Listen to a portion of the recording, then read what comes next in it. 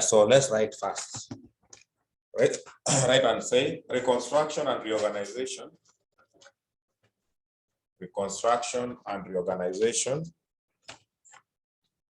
Reconstruction and reorganization refers to the rearrangement. Reconstruction and reorganization refers to the rearrangement of capital structure. Rearrangement of capital structure of an entity. Rearrangement of capital structure of an entity, including reduction in the claims of shareholders,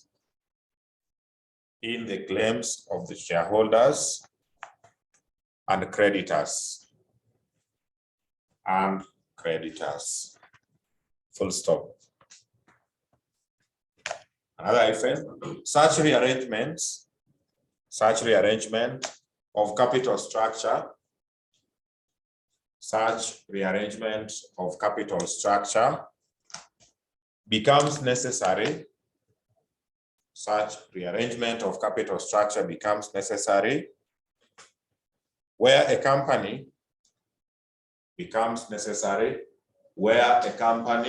has been operating at losses.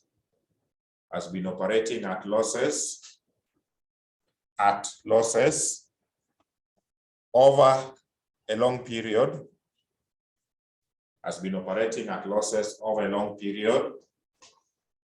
Or the company is in financial distress.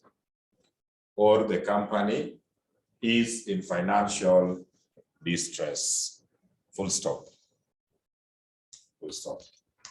Read what we have said.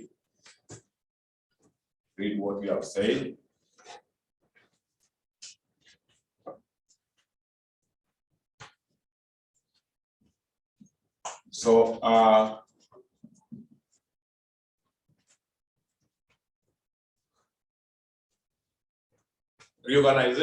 reconstruction and reorganization, we have said it is the rearrangement of the capital structure of an entity, including the reduction of the claims of the shareholders and creditors. So what happens? You find that in the capital structure. What can we find in the capital structure of a company? Ordinary share capital, preferred shares, debentures. So because capital structure is debt and equity, so we can have, for example, you find we have ordinary share capital, maybe at shillings 20 each. There is preference share capital at shillings maybe 15 each. There is 20% debentures in the capital structure. Then the company is in financial distress.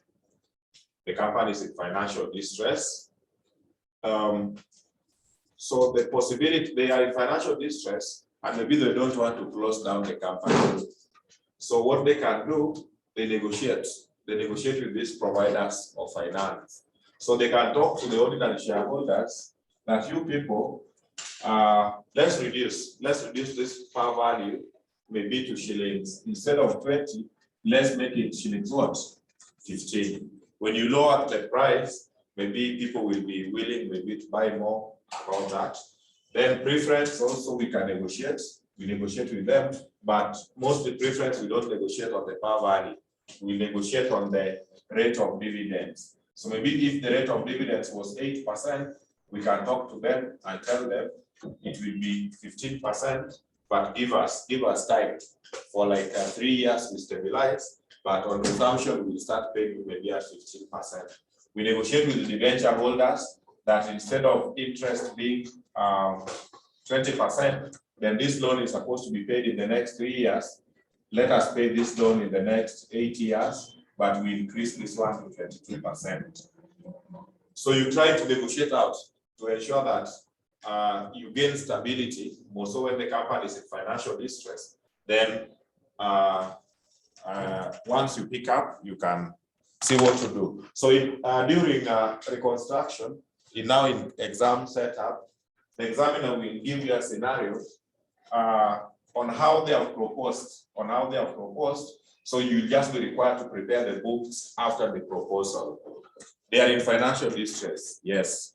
This one can be done, this one can be done, this one can be done. So how will the financial statements of the company be after restructuring the entity? So down there you say types of reconstruction. No, first of all, I want you to understand reconstruction in your own language. Even if you are scared, umelewa what it is. You are in financial to distress. Financial challenges, your challenges. You are in financial challenges. So what do? You reconstruct. Talk to the creditors. Tell them to reduce the payment period. Tell the creditors, the shareholders to reduce the par value of shares to make the shares quite affordable. Talk to the debenture holders to prolong the redemption period. So you try to organize yourself. So in exam setup, the examiner will tell you how they agreed. They just tell you that XYZ was in financial distress, and this is how they were proposing. So you'd be required to prepare the books to reflect the new what? The new changes. See what? So we normally have two types of reconstruction. So right there, types of reconstruction. Types of reconstruction. We have one, internal reconstruction. We have internal reconstruction. And two, external. We have external reconstruction. Internal reconstruction, then we have external reconstruction. So allow me to start with internal. Internal reconstruction. Yeah. The two-term reconstruction and reorganization. The two words can be used, but reorganization. Reconstruction and reorganization. You know, you reconstruct and you reorganize. It's just the same. The reorganization. Yes, definitely. So one, let's start with internal reconstruction. Then you say is a form of reconstruction. Is a form of reconstruction. Stroke rearrangement is a form of reconstruction. Stroke rearrangement. Stroke rearrangement. Where the capital structure.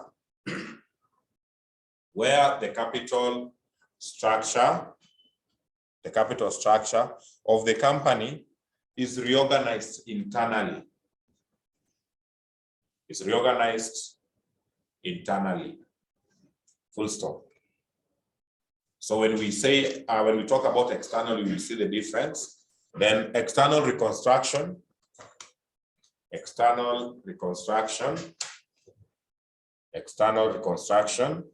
you say, is a form of reconstruction where a new company is formed. Of reconstruction where a new company is formed.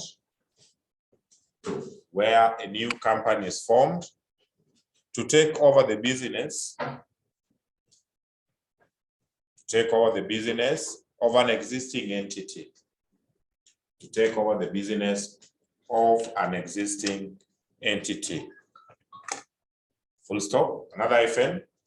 The selling company is wound up. The selling company is wound up after selling its business activities. Is wound up after selling its business activities to the new formation. Its business activities to the new formation. To the new formation. Full stop.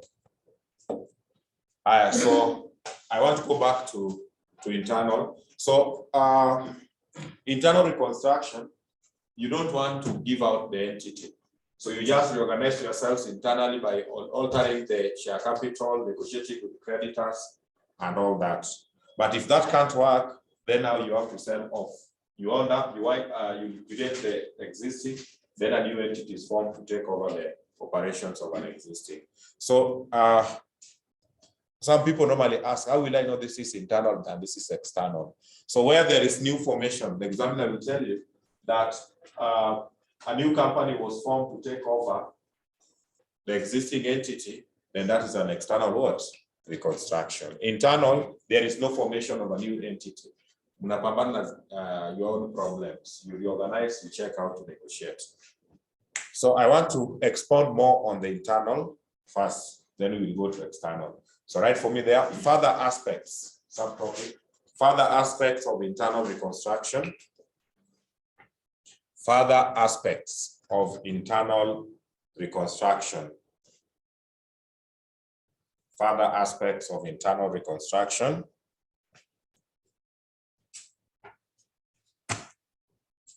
further aspects of internal reconstruction. You say, number one. So these further aspects are what you need to know into details concerning internal reconstruction. One, it is carried out without liquidating.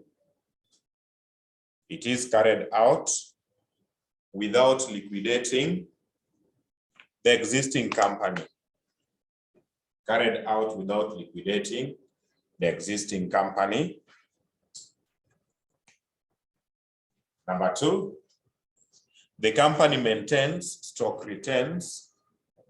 The company maintains, stroke retains its legal identity.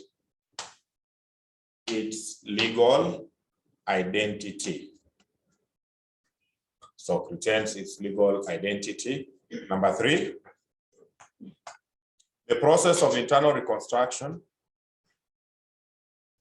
The process of internal reconstruction. The process of internal reconstruction. Must be authorized. Must be authorized through a court order. Must be authorized through a court order. That one, even you talked about it in the company law. Alteration of share capital. You cannot just wake up and then you say, now, today we are altering. There must be a court process. At a registrar, when you want to reduce UCR12, if you want to interfere, you want to effect changes. So kuna affidavit, hata kama si formal court, but kuna one at the legal process. Next, number 4, it involves alteration of share capital. It involves alteration. It involves alteration of share capital, comma, variation of shareholders' rights, variation of shareholders' rights, comma, reduction of par values, reduction of par values of share capital, reduction of par values of share capital, and surrender of the shares, and surrender of the shares, full stop. Number which one? Number 5, capital reduction. Capital reduction normally takes place when the entity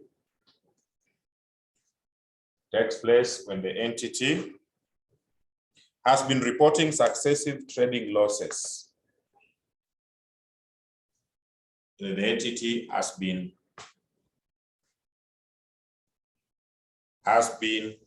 reporting successive trading losses, and the share capital of the company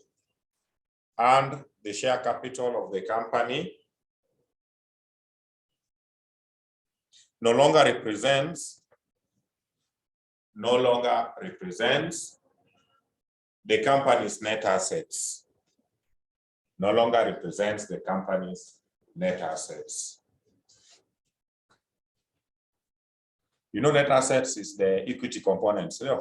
So if you take all your assets minus the liabilities and you check the capital which you are talking about, they are not tallying. there's a problem. So what number 5 says, we don't reconstruct when the company is in good, is performing well. Internal reconstruction will only take place when the company has been posting successive trading what? Losses. That is when you undergo that. So someone is saying, over to.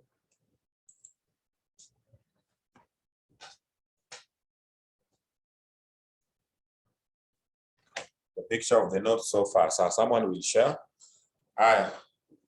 Number 2, we say the company maintains or stock retains, Joyce, stock retains its legal identity. Retains its legal identity. Henry, not. Internal reconstruction. Internal reconstruction is carried out by appointed receiver. Internal reconstruction is carried out by appointed receiver who maintains a special account, a receiver who maintains a special account, known as capital reduction account. Known as capital reduction account to effect all the transactions,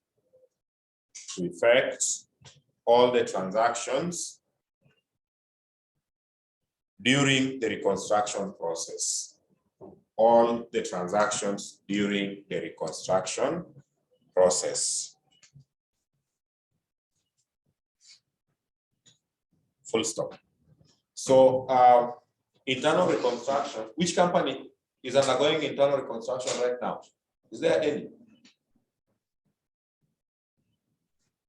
Wako na shida lakini wataki kuterminate.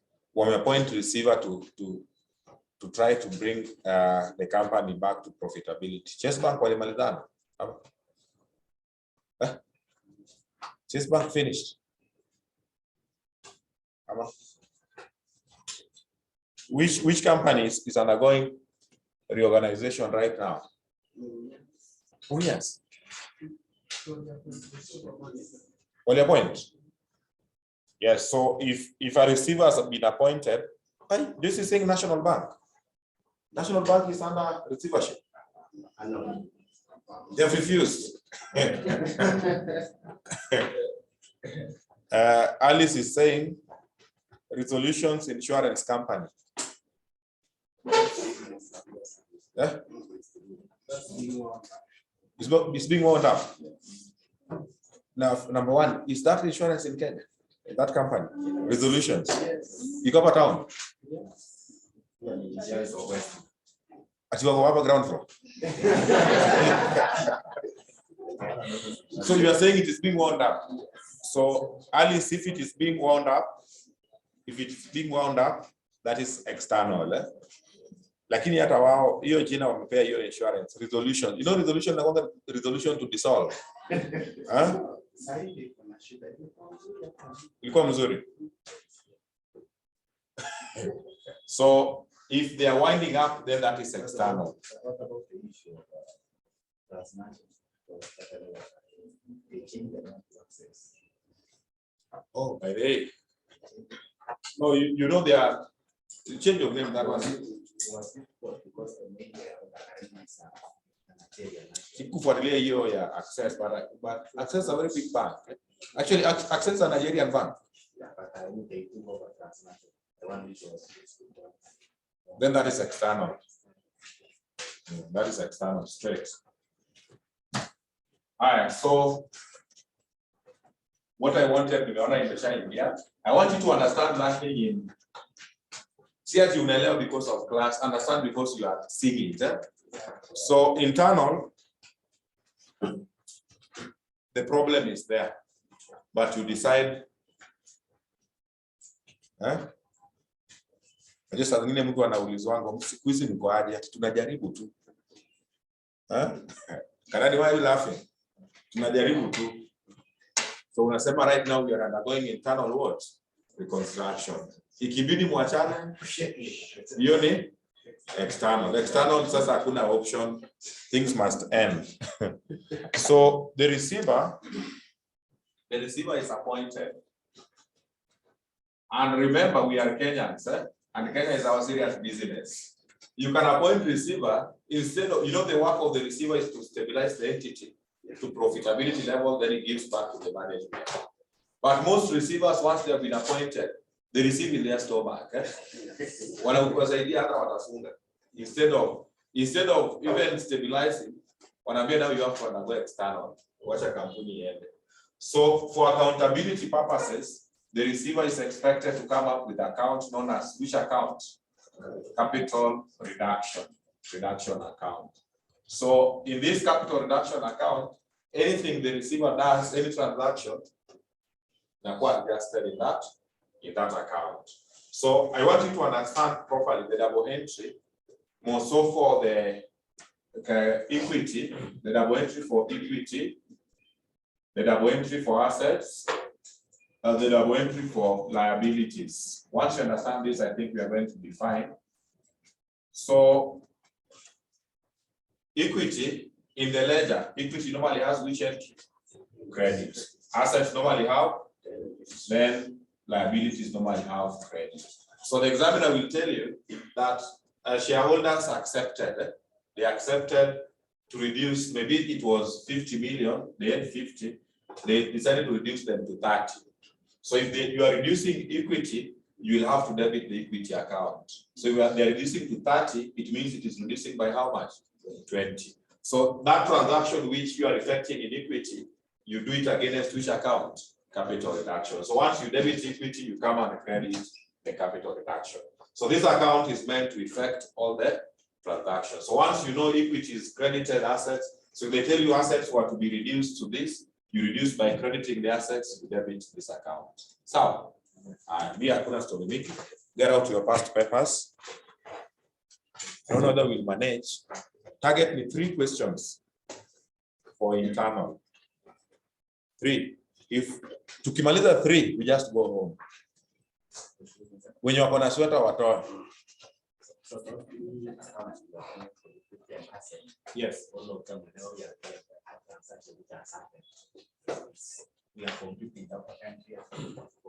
Sometimes it depends. See all the time. Not all the time. Tapata like wanakwambia, they issued new shares for cash. You see in that case, yes, you will credit this, but you debit the cash book. But if they're just altering without affecting any other account, then capital reduction. Now, we can ask the question, when we now we are now closing the account. Which balance are we expecting to have? Oh, in this account? Yes. Mostly, though not always, it should balance. But should you get a balance here, either capital reserve or they still have goodwill. But mostly this account should balance. Capital reduction should, because you have closed everything there, it should balance. But should there be in very rare occasions? Yes, it should be equal. Because but in rare occasions, should it fail, then you talk of a capital reserve or you talk of goodwill. So it's funny to 31.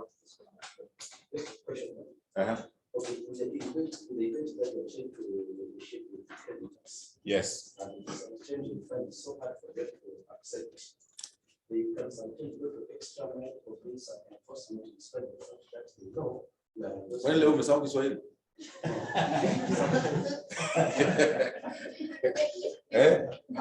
was worried by because when I speak this way, it's just fine. So just to rectify on that so that anyway, on a lighter note, you have talked to creditors to at least accept yes, if they can extend the credit period because you are having this financial distress.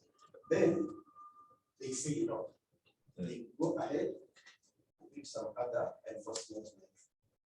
Some other protectors and do the settlement. So me as a person or as a company, how can I defend myself in such?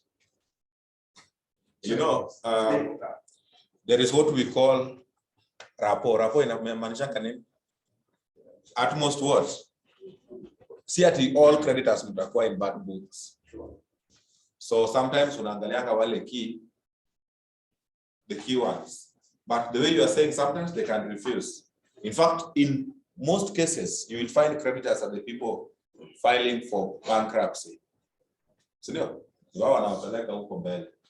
if it goes to that extent, now that is in reality, then you have nothing to do. You follow the way things come. Lakini sasa hapa tuna assume that we have talked to them. In exam, it is a successful talk. But now the one you are talking of is in real life. In real life, now you have to talk. Unatafuta ule anaweza chochea wengine awaongeleshe vizuri. So in reality, sometimes it fails. If it fails, external. If it fails, that is external, complete external. If it is successful, fine, you are going internal. So actually, if that happens, then it will go to external reconstruction. So 2015. 2015. Where a scenario where a company has a problem paying the debtors, so it opts to paying the creditors. So it opts to convert part of the credits To share insurance. It happens. Is it also a reconstruction? Yes. Kama tunaikosa huko hizo maswali. Sawa. Ukiona but mimi siwezi. Ati mtu akona deni yako, then instead of paying you anakwambia kitu kuna shida, wacha ukue one of us. You be part of the problems. There is nothing good there. They should welcome you when things are good, not when things are bad. Which 2015? November? Yes. Yes. When the company is making excessive losses, we know that the losses are affecting the finances significantly. Definitely. When we are reconstructing, how can that process start to stabilize? Because I don't know if I told what we should be doing, but the thing so much is the estimating the expenses. No. Yes, the expenses. Because for example, I agree with you. The creditors, they want to be paid. They want to be paid. So if you negotiate with them that prolong the credit period, instead of us paying 2022, please let's pay that in 2025. At least they will give you some time to reorganize yourself. So that it will be interest for the creditors. Yes, even the interest that you are supposed to pay this period, you can use to offset those. Exactly. Those debts. Yes. So that will reduce the losses. Exactly. So what is insurance? Kwa nini mko interested in reconstruction sana?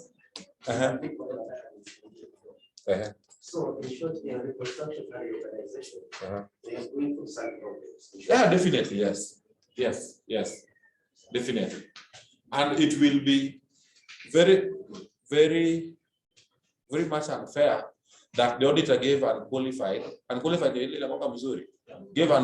report, then next week, to undergo a reconstruction. Yes, when for us to undergo reconstruction, even the audit report must have indicated. Yes. Or serious, or the auditor had given unqualified, but with an emphasis on the matter paragraph. That in our view, he has given unqualified, but he has emphasized. However, so which question? Question 2. Yes, question 2B. Question 2B. But our auditors were Kenya. Kuna watu wanapeananga qualified audit report.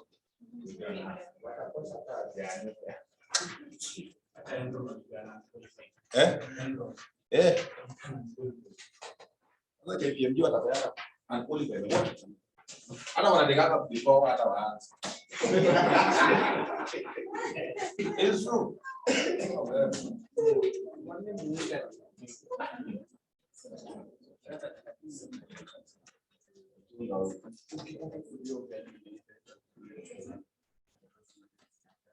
When if has to go down, what happened? Those who are getting unqualified. Then when they went to court, they said our responsibility was not to detect errors and frauds. We were just checking whether books are representing true and fair view. Yes, you know it can represent true and fair view, but things are shagalabagalas. True. Question number 2B of May. Remember November. So November 2015. Question 2B. And in exam, reconstruction, you can just know those questions even by the names, the name of the question. Majina zao zinakuanga shida limited, tabu limited, matatizo. Wakijaribu sana jina mzuri, dynamics.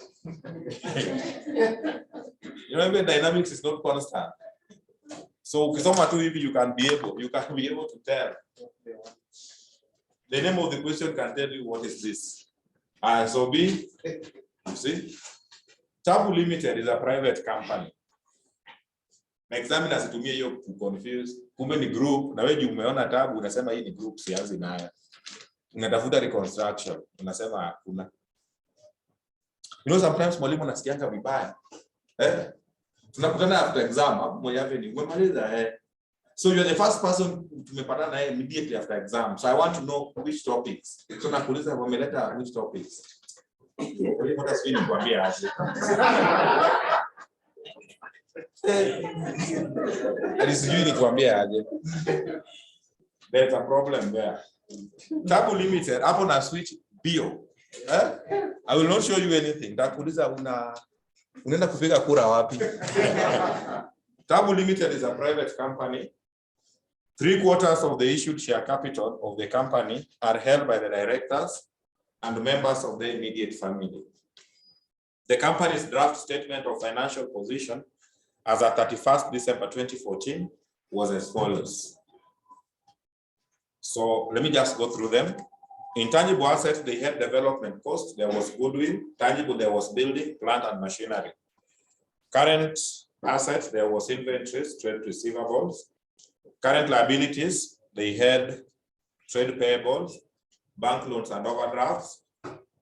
Equity, there was ordinary share capital. The par value was 10.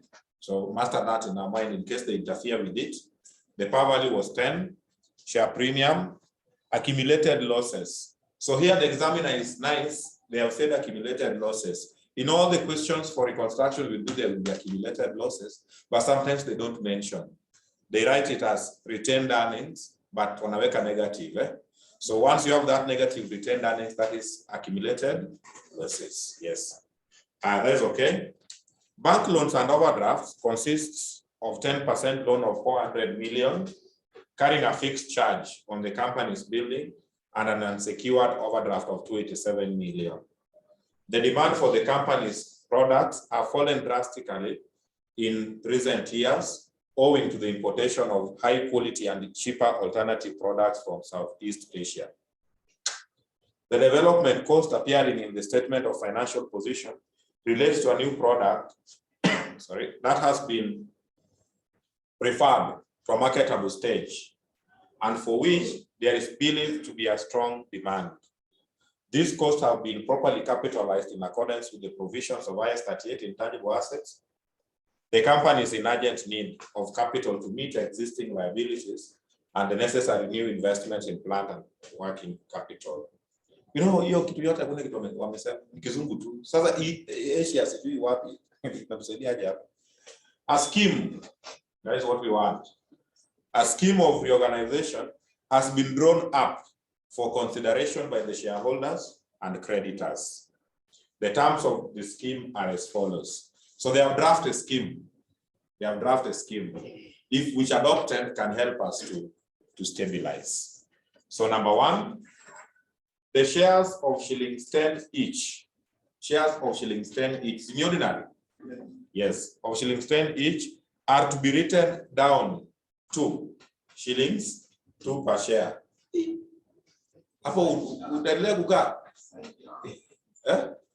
You know, assuming you will want 10,000 shares in that company, and each was going at what price?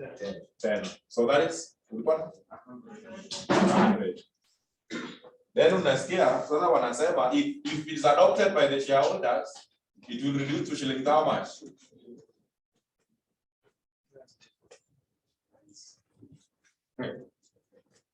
Hapo si unaanza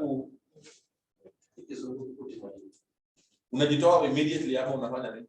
Immediately. Usi unani ati maybe things will be better.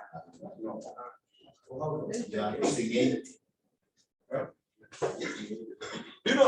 You know it's like in the stock market you see how it behaves. But then, are you aware that Safaricom the shares have really dropped?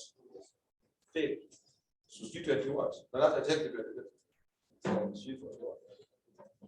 I had a friend, shares ilikuwa imefika 40. Akasema I'm going to sell. Zikigonga 50, you by the time alikuwa ananunua zilikuwa 15. Ikaenda mpaka 40. Akasema ikifika 50 I will sell at 50. Next time alikuwa anataka kuuza, alipata zimefika 21. Unaendelea kukaa. So they have proposed. So ukiona if we lose 80, please just go out useme umepoteza. Usiseme ati wacha tukae labda hii reorganization is going to bring something better. Kuna better. So the shares of shilling 10 are to be written down to 2 per share. And subsequently, every 5 shares of shillings 2 each consolidated into one fully paid share of shillings 10. Hiyo ni baadaye wasema haya. Let's go to number 2. Right? The road is long.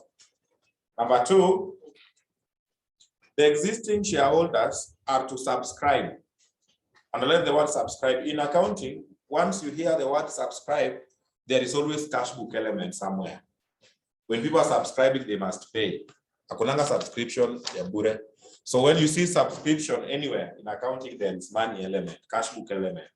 So the existing shareholders are to subscribe for a rights issue of 2 new shillings 10 ordinary shares at par for every shares held after the proposed reduction and consolidation.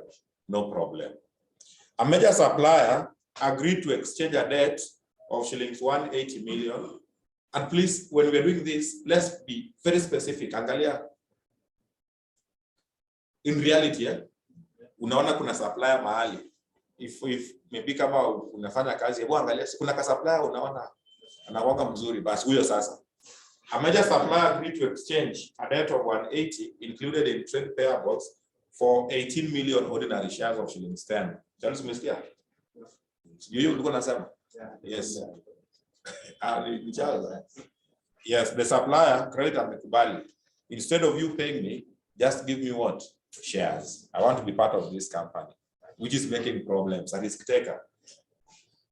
In full satisfaction of shilling 687 million owing to the bank agreed to accept an immediate payment of 87 million. Bank wanapoka robaya. Watu wako na shida lakini wanasema saa hii mlipe 87 million ndio tuongee. So when people are in problems, listen to them first. And to consolidate the balance of 600 billion into a loan carrying interest of what percentage? 13 per annum. Payable in 5 equal annual installments commencing 2016. The loan is to be secured by a fixed charge. Bank wanaweka restrictions mingi. You have gone there, you have problems. Wanasema ndio tuwasikize kwanza mlipe 87. Then imebaki tuwawekea interest ya 13. Then you must bring security. Bank na security, yeah? Fixed charge on the building and a floating charges on current assets of the company's remaining assets. So, the credit balance on the share premium account and the accumulated losses and goodwill are considered valueless and are to be written off. So, we write them off. The assets listed below are to be restated to the following amounts. Meaning the values you are seeing in the balance sheet are now not the real values. So they have been revalued. Now these ones are going to be the real values. So in case you are going to be required to prepare a new balance sheet, in your new balance sheet, you capture these values. Now these are the correct values. Number 7. A group of dissatisfied shareholders plan to oppose the scheme because they feel they have borne an inordinate burden of the organization where the bank has lost nothing. So wamesoma hiyo kitu Ukasema tukutane nyuma ya 10. Iwezi endelea hivi. This thing I pity, we have to pose it properly. 8, the company has received a cash offer of 1120 million for its non-current assets and current what? Assets. When you receive an offer, it means it should go under external kampuni linuliwe. So instead of reorganizing, they have, na najua hawa watu wanataka kupost ndio wamekuja na hiyo maneno. Ati kuna best yetu anaweza nunua hii kampuni na anaweza leta pesa ngapi? In 1 billion, eh? Yeah. Yes, and if you accept tomorrow in the morning, they will come. Required. The revised statement of financial position, revised, of Tabu Limited as at 1st January 2015, after conclusion of the proposed scheme of reorganization. So you will prepare. You assume that the proposal went through. So you prepare a new balance sheet. Then 2, a report to the group of dissatisfied shareholders, advising on whether they should accept or reject the scheme of reorganization. Unawafuata huko nyuma ya 10 nawambia, let me tell you, if you people oppose this is what will happen. If you accept, this is what will happen. So let's work it first, then we see what happens. So allow me, there is no internal reconstruction you will do perfectly without capital reduction account. In exam, if not requested, don't waste time. But because in almost the other remaining questions, capital reduction account is frequently is a required on its own. Let's just start it so that you understand how it is done. So let's have working one there, call it capital reduction account. Capital reduction account.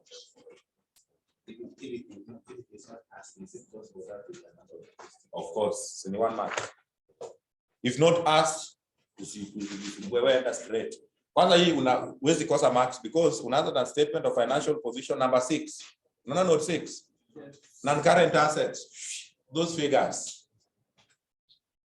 The only asset I would have pata vizuri maybe cash book because of the adjustments. But the rest sawa. So capital reduction account, I want us to come up with this account.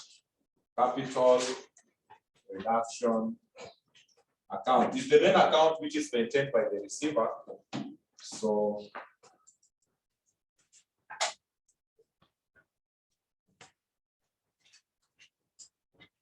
what is the qualification of a receiver?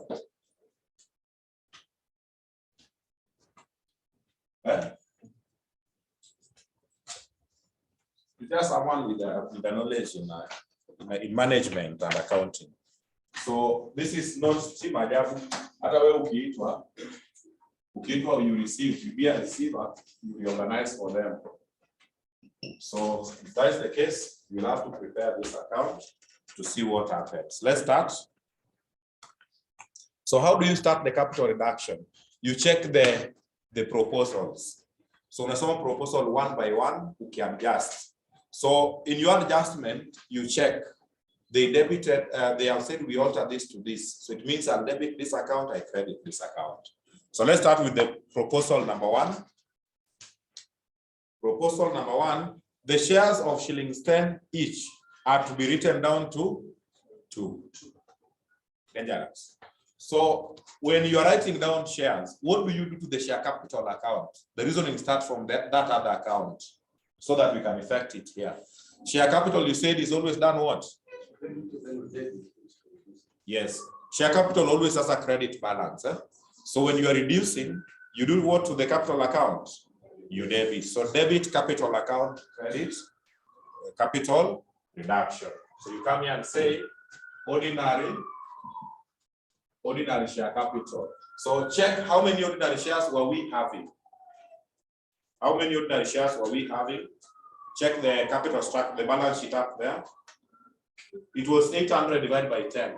Sure. Yes. Yes. So we had 80. Now we have 80 shares, and they are saying they are reducing it to 2. So a reduction of shillings, how much? 8. So you come, Melo. We are multiplying by 2. You say it was 800, yeah? Then they are reducing to 2. It means 2 will be the balance carried down. So you reduce it by shillings what? 8. So that your current down will be equivalent of shillings what? 2. So they are reducing to 2, not by. You know, if it is by, then you multiply. But they have said they are reducing to 2. It means it is reducing by shillings what? 8. So that one comes to 640. 640. Continue. Continue. Subsequently, every 5 consolidation, that one has no problem. Just leave that one alone. The existing shareholders are to subscribe. Subscription will affect the cash book. So I request you leave that one for now. When they are subscribing, debit the cash book, increase the share capital. Number 3, a major supplier agreed to exchange a debt of 180 included in payables for 18 million ordinary shares. Credit share capital, sure. The shares will be going up. So credit share capital, reduce the liability of that supplier by debiting that liability account. Ignore. Number 4, in full satisfaction of the 687 million owing to the bank agreed to accept immediate payment of 87. Credit the cash book. Sure. Yes, credit the cash book, reduce the liability, the loan account. So reduce the loan, credit the cash book, and to consolidate the balance of 600 into a loan carrying that one has no problem. They have just said the loan which remains will carry an interest of what percentage? 13%. You note 4 irrelevant. Good note 5. The credit balance on the share premium account and the accumulated losses and goodwill are considered valueless and are supposed to be done what? Written off. So write them off in the capital reduction account. So this is how you write them off. And let me start with the share premium. Share premium as what entry in the ledger? Credits. All equity are on the credit. So when you're writing off, debit the premium, credit capital reduction. So share premium. How much?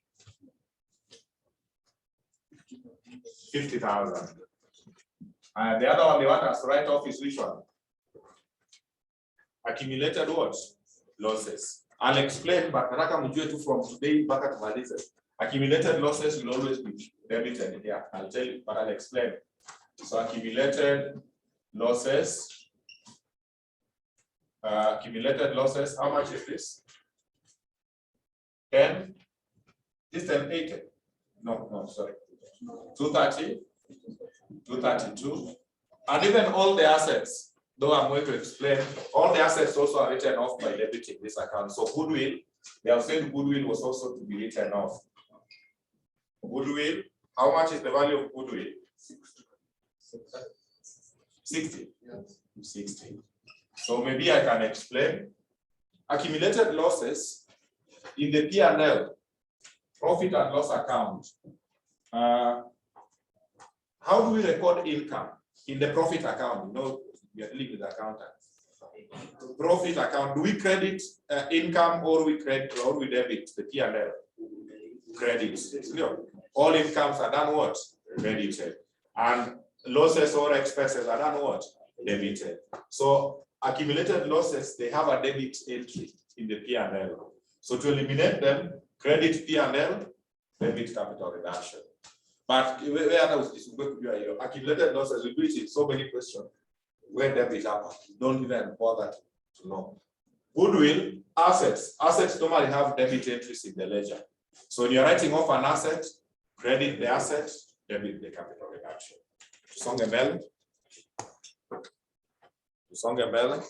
Number which one? 6. The assets listed below are to be restated to the following amounts. So you check, you know, the restatement now, these are the correct values. Can you check the book value? You compare with this restatement. If it's again, debit the asset offered. So again, you increase the asset. So you debit the asset account, you credit capital reduction.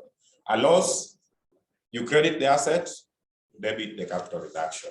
So let's start with the first one, but make sure the assets you're checking the net book value. If there is accumulated depreciation, you less fast. So the first one is plant and machinery. Land and machinery is to be adjusted to 125. What was the book value? 326. Yes. Loss gain. Loss, eh? So loss, what do we do here? We debit because we are crediting the asset account. So credit asset, debit the capital reduction. By how much? So plant and machinery. You said how much? 201. Next, inventories, 210. What was the book value of inventories? 426. A loss, eh? Yes. Of how much? 216. So inventories, 216. Next, receivables to 500. What was the book value of receivables? 531. Another loss. So receivables, how much? 31. Correct. Buildings, 320. What was the book value of buildings? 7. That's an increase. Yes. So that one we credit. Buildings, we credit by how much? 50.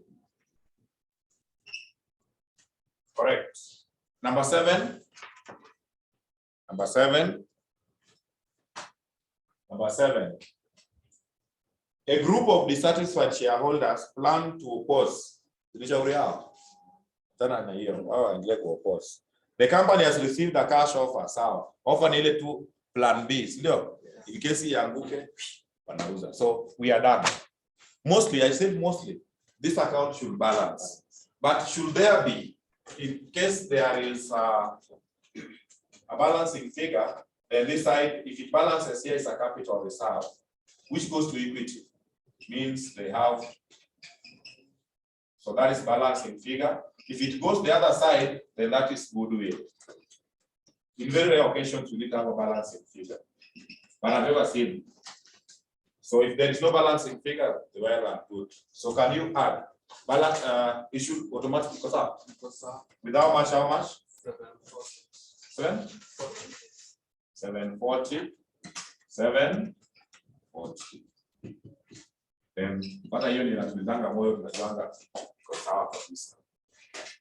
So in the next question, I know they will say, prepare capital reduction account.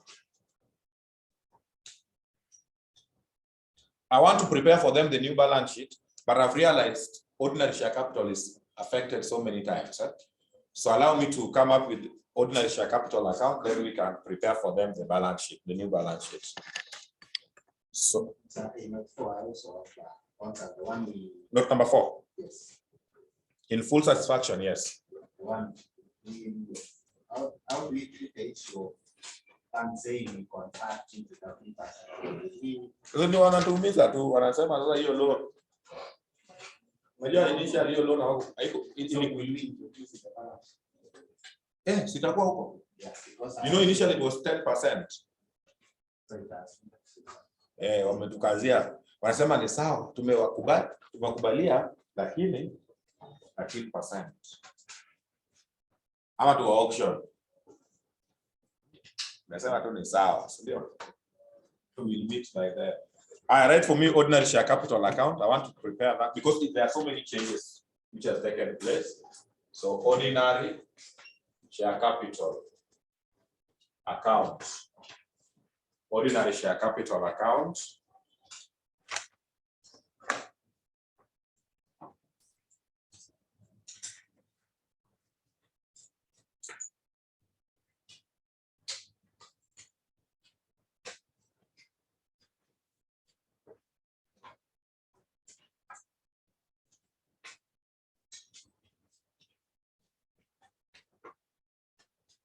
So ordinary, I will start with the balance brought down.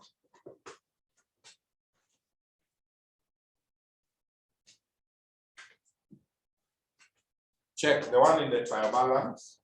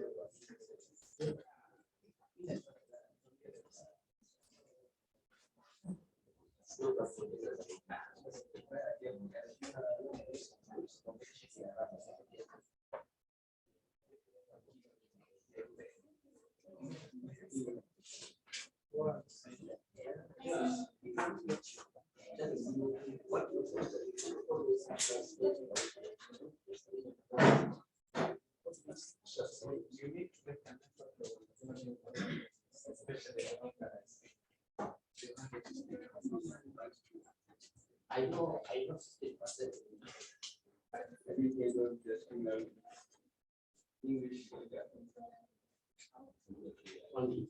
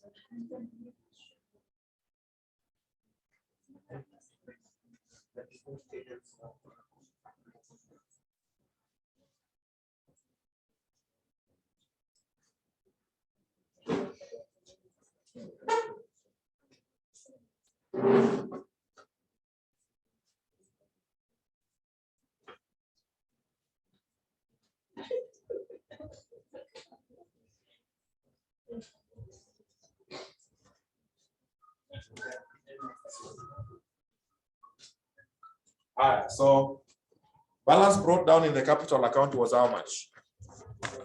It was 800. 800. Then these people, they reduced. They reduced by shillings how much? 8. So capital reduction. 6 what? 640. What do I divide? 640. Then there was this note number 2. Read note 2. The existing shareholders are to do what? Subscribe for a rights issue of 2 new shillings 10 ordinary shares at par for every share held after the proposed reduction and consolidation. So cash book. There is something which happened here, which you need to understand. You know what these people did? Kuzuia aibu. Well, let's go back to number 1. Let's go to number 1. Let's go back to number 1. There's something they did. They said the shares of shillings 10 each are to be written down to shillings 2. So when we write them down to 2, if we write them down to 2, it means how many shares are we having? 80. So we'll have 80 at shillings what? 2, which is 100 and what? 60. Hey, wow, I want to have your shillings 2 in account buyer for the eyes of the public. So what they did, provided these people have accepted, they have accepted that we reduce to 2, they said, subsequently, that is after the acceptance, subsequently, every 5 shares of shillings 2, every 5, since shillings 2 means 80, every 5 shares of shillings 2 are consolidated into one fully paid share of shillings what? 10. So they said instead of having 80 at 2, I would divide 80 by 5. 16,000. So they're saying instead of having 80 at 2, let's have 16, but at what price?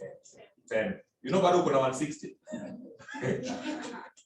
So that's what they are saying.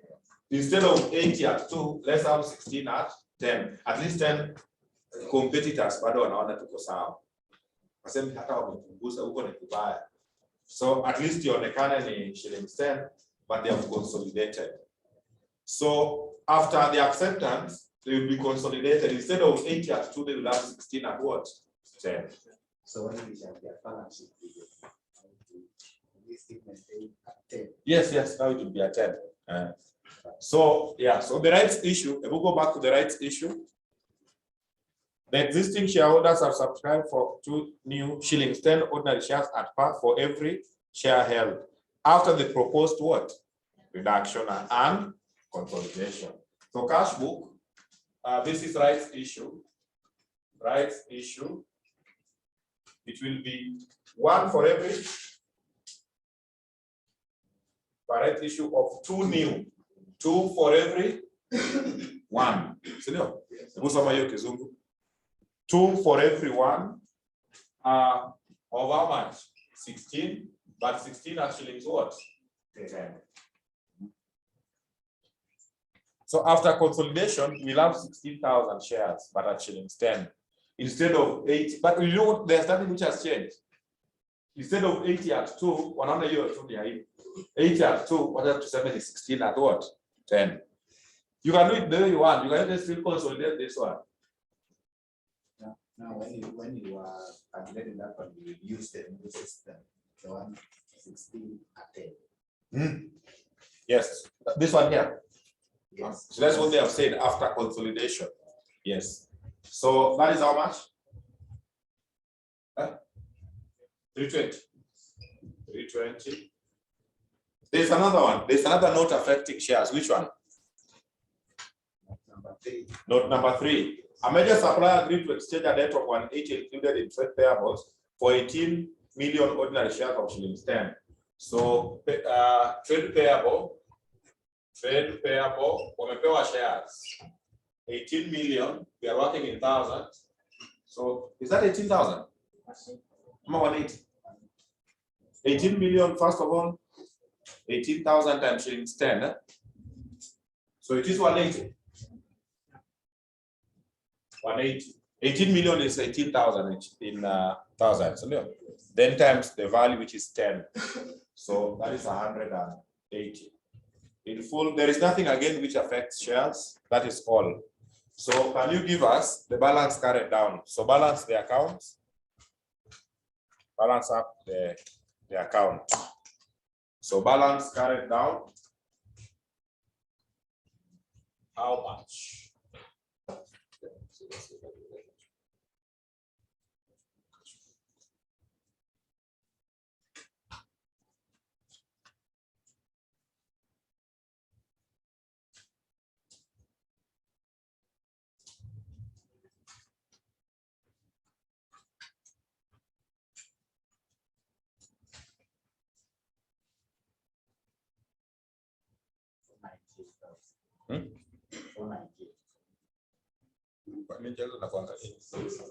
Huh?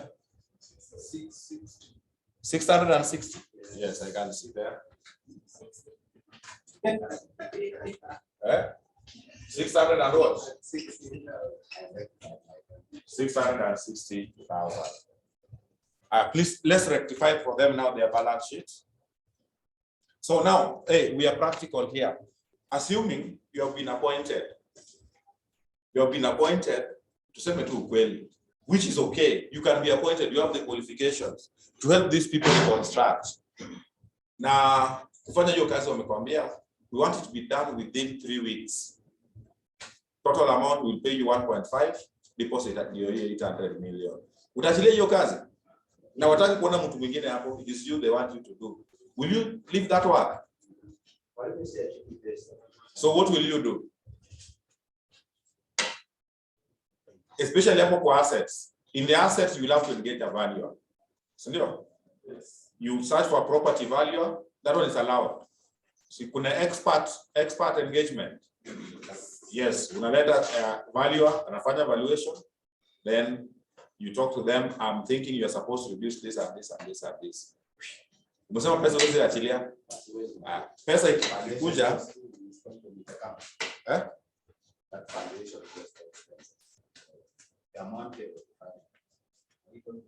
Yes, it is your cost. So you umekuja na watu wako. It is your cost. Yes, it should be part of the construction expense. No, your cost, the cost you are being paid, you are the one to pay the expert. Definitely. Even in audits, when we are doing audits, when auditor engages an expert, who pays the expert? The audit firm. Yes, not the client. So it is your cost as the receiver. Our tunaleta the experts where ujipange na wao. So fine. So once they have done, let's prepare the new balance sheet. Umesema pesa ikikuja. Sasa hii hata tuseme tusikie UON walimu wote wamegoma na wanataka mwalimu wa kusimama leo kuingia class afunze medicine. Na upewe 1 million. Uwezi enda? Utafunza nini? Medicine.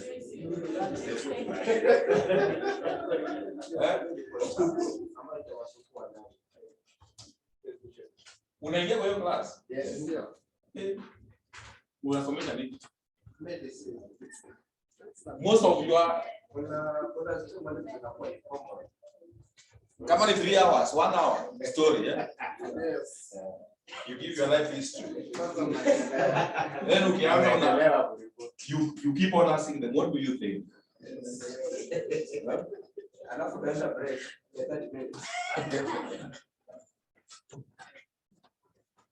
It's not easy. You don't need fun, yeah?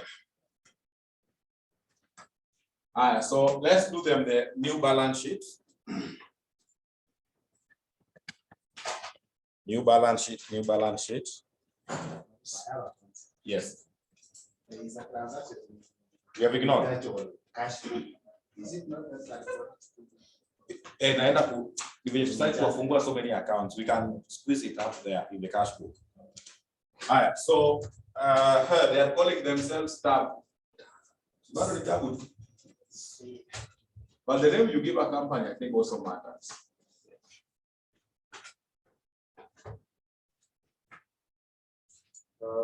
Revised statement of financial position as at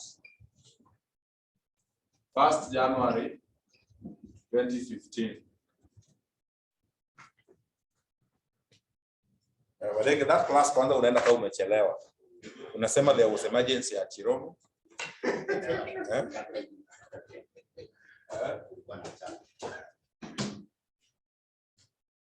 Which made you to delay. However, things are in control. Where did you stop?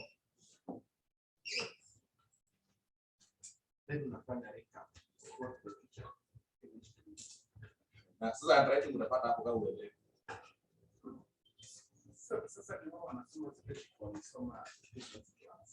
Sasa wanakwambia vitu wewe hujui.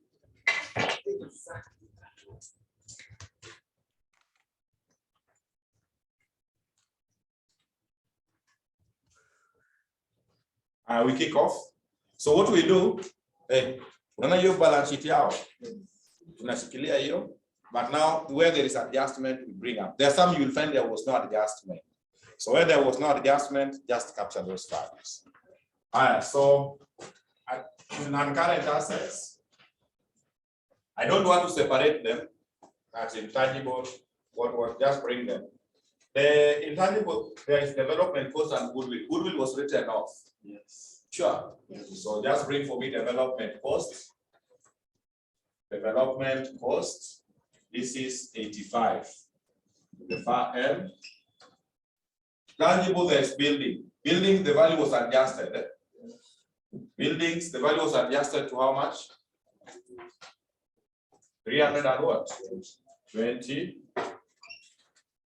Plant and machinery.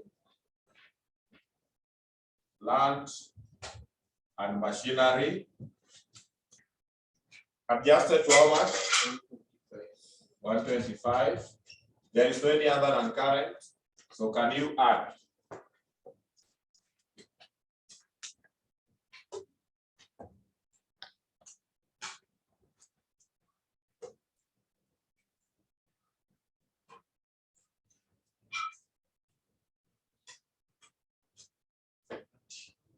Eh? 530.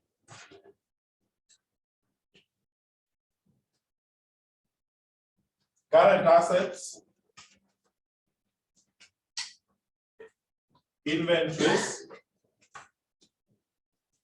Inventories. There was adjustment.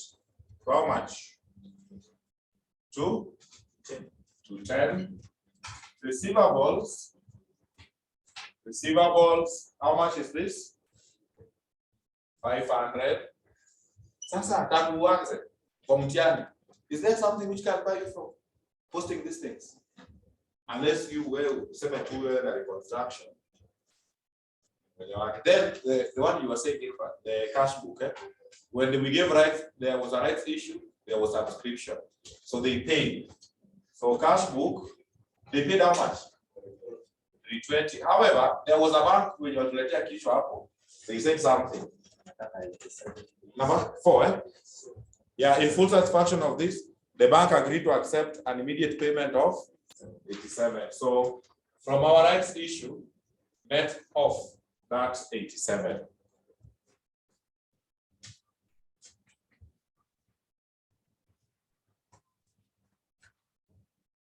How much is that? Okay. 233. Then there is nothing. When you add,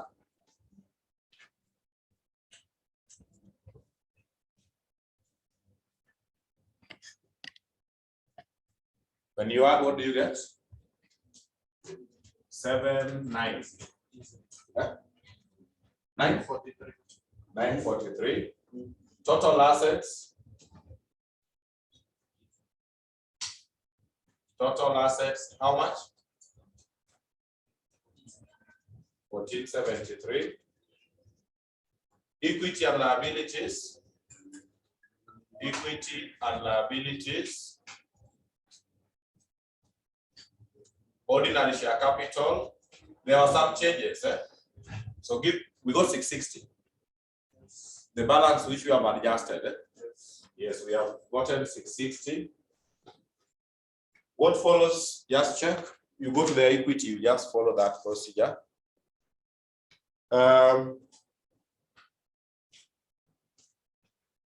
Share premium was written off.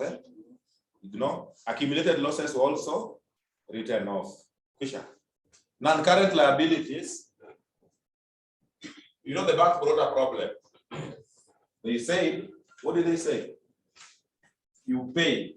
It was 687, but now you pay 87, then the balance will be 13% what? Bank loan. 687 minus 87. So that will be 600. Yes, that is what they say.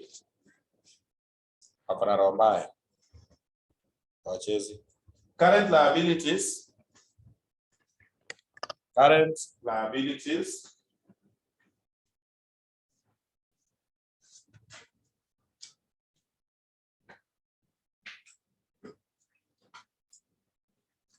We have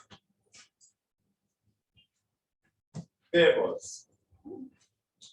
Payables here we have been given how much? 393. But inside the payables, there is a supplier who accepted to take up shares. You remember? Yeah, so you reduce. Yeah, ameshaingia kwa shida ya hao watu. So it was how much? 180.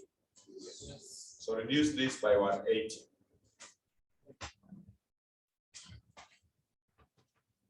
How much? 213. So total equity and liabilities.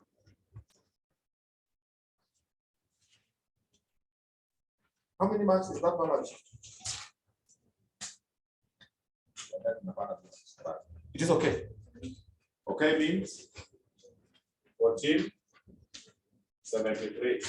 By the way, let's be honest. Without doing any working, when the balance sheet straight, because those workings we have done, nobody will mark them. They are not required. What is required is this. At least you pata a balance sheet. Sorry. Yes. 1, 2, 3, 4, 5, 6, 7, 8, 9, 10. It will be this way. 1, 2, 3, 4, 5, 6, 7, 8, 9, 10.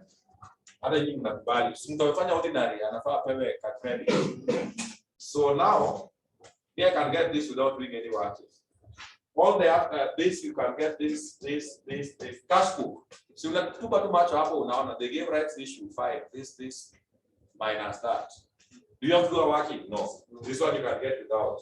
Then this one unalenga. But you can even do it when you took manually to waste your time. You unalenga. This one you can get. The loan was 687 reduced. Payables was this. These people took over. Then this is the balancing figure. We are not done. There is another part of that question. Kuna watu walikasirika hata wao kunywa chai kwa hiyo mkutano. Roman 2. Na hiyo nyinyi ndio mtaniambia what we do. In your view, because you people, you are the people who have done this reconstruction for these people based on what they have proposed and you have seen.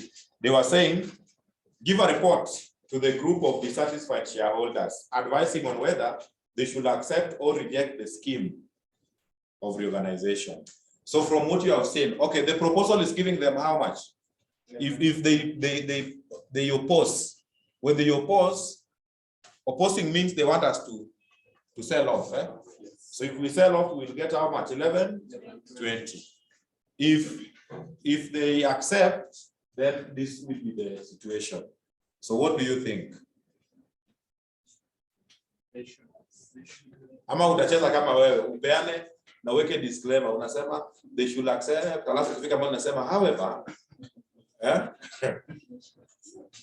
they should accept. For what reason? Why should they accept the reconstruction?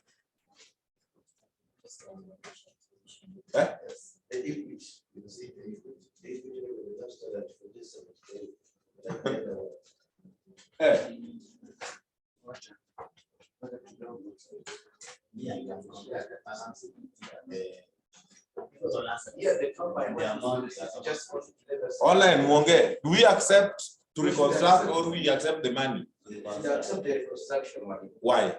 Because the sum of the net asset now stood at 1473.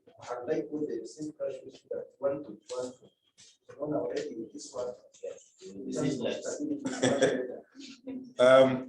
Alice, accept reconstruction since assets are more than what they are going to receive. What, before even I say, what you need to check, number one. Reject reconstruction. Because reject. Yes. Because so rejecting means we take the offer. Check the offer. Because they're going to receive 1.12 million, but the value of net assets in this company sitakuwa ni 40, meaning what 1120 or 660, because the net assets the 660. Yes.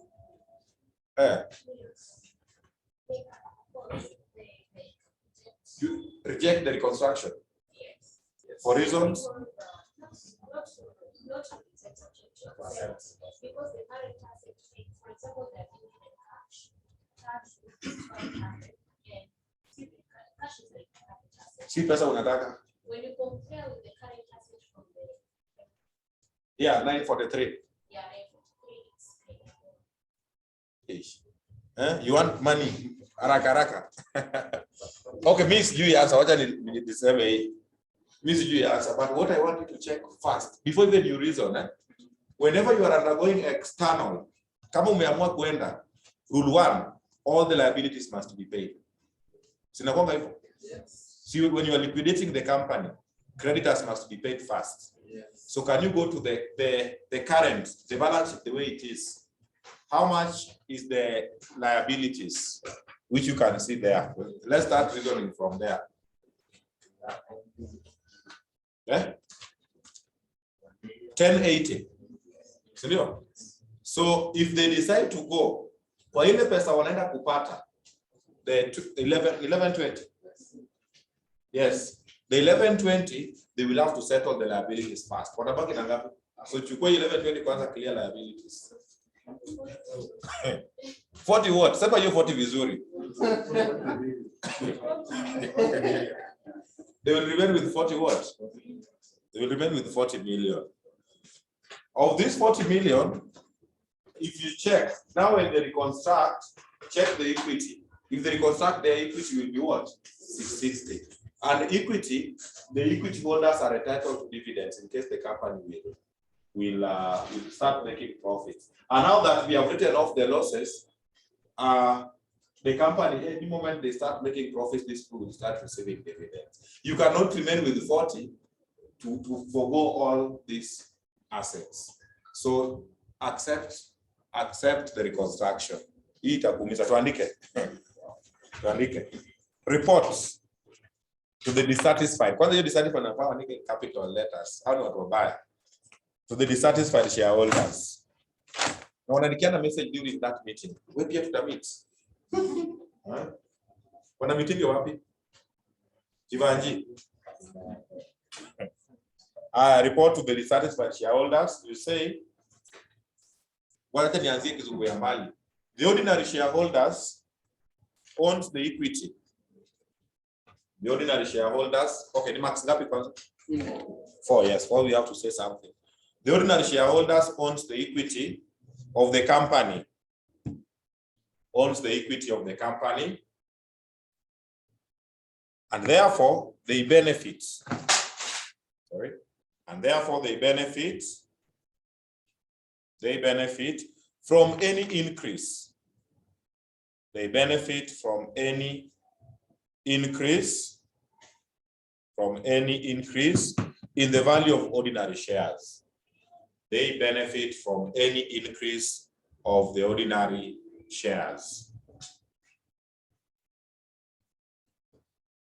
Full stop. Another hyphen. If the scheme is rejected, rejecting means you receive the money. Yes, so if the scheme is rejected, then the company will have to be liquidated. Yes.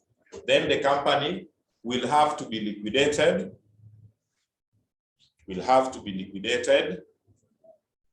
The company will have to be liquidated, in which case the liabilities will have to be settled. The liabilities will have to be settled out of the cash offer. Will have to be settled out of the cash offer, leaving the company with shillings 40 million. In bracket 1120 minus 1080. Leaving the company with shillings 40 million. In bracket 1120 million minus 1080. Each are not millions. That one. Which is less than the nominal value is less than usiweke the word nominal. Nominal will not be very good. Which is less than the value of ordinary shares. Less than the value of ordinary shares available after the reconstruction. Ordinary shares available after the reconstruction. Full stop. These are 40. 40 is less than 660. Wizi wacha capital ya 660 ati because you utalipa creditors ubaki na 40 million. If you reconstruct capital yako hiyo kampuni itabaki ngapi? 660. That is no. Another last hyphen, you say during the reconstruction,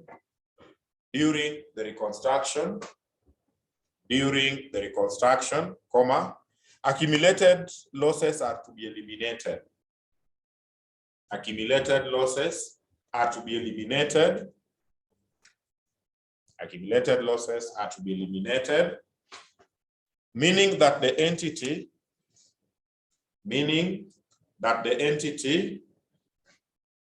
will be able to pay dividends. The entity will be able to pay dividends. Will be able to pay dividends as soon as profits are realized. As soon as profits are realized. As soon as profits are realized. Full stop. Correct. So you saw. But what you check mostly, if at all we found that we can pay liabilities and what is remaining is more than 660, na unaweza peana, unasimama hapo katikati.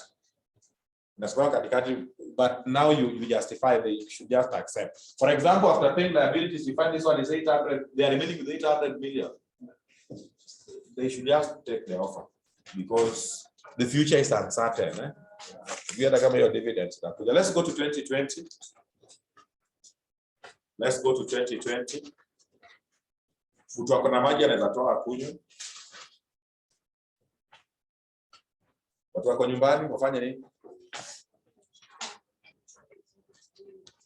Wazime TV. Unaimekisha TV saa hii. Wazime TV. 2020 November.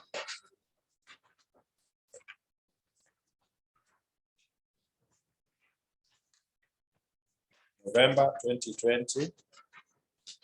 Nani amefika huko? Question 4. November 2020. Your page is which page? 38. What's a different page? 30? 32. 32 or 38. So yes, mine is 38. They are calling themselves who? Dynamics.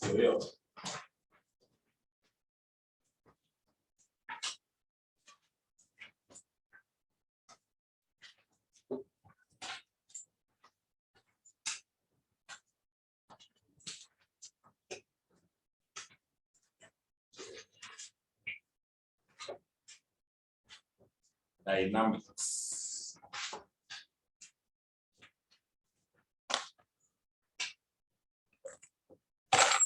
We also take a glass of water. Kama una maji unaweza omba neighbor. Lakini hakuna kutoka hivi.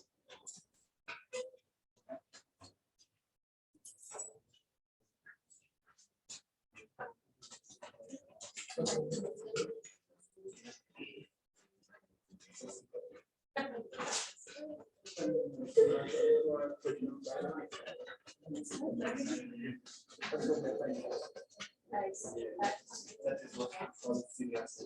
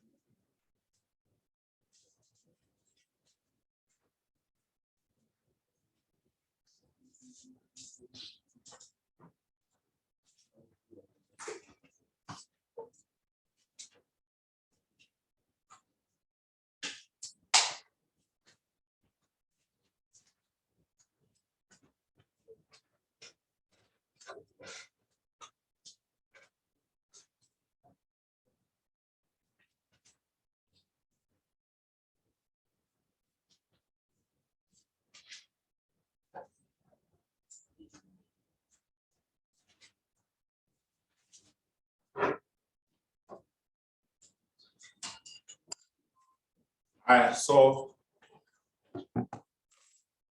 there we are. So you have said that is which setting?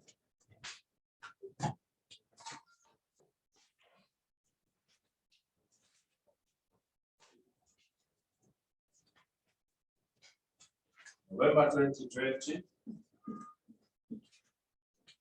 Question 4B. Oh, that is true. Come with the answer 4A. There's a problem. You know the answers to 4A? I'm going to put out 8 somewhere.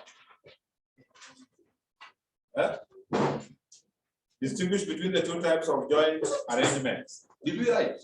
Yes. Which ones are they? There is joint ventures and joint operations. Wow, those are the answers. I thought of writing them, Nika. I just wrote them without knowing. God is good. So let's read. Dynamic Limited has been reporting losses for the past few years. The creditors and shareholders have come up with a capital reorganization plan aimed at putting the company back on the path of profitability. So, the following is the summarized statement of financial position of the company. So that was their balance sheet before reconstruction. The court approved the scheme. Actually, internal must be approved by the court. The court approved the scheme of reorganization, and it was to take effect on 1st July 2019. Details of the approved scheme were as follows. We cannot read those things, my friend. We are just going to waste time. You go to required. You just read by the time you're number 6, you don't even remember number 2. So why are you reading? Required Roman 1, they want us to prepare what? Capital reduction account to record the scheme. How many marks? 8. 8 Nikido. And then the statement of financial position of Dynamic immediately after effecting the scheme. So what I want us to do, let's come up. Let's come up with a capital reduction account so that as we read number 1, because they are not related. To someone number 1, 2. By the time we are finishing reading number 8, we are done with our capital what? Reduction. So right there, capital reduction account.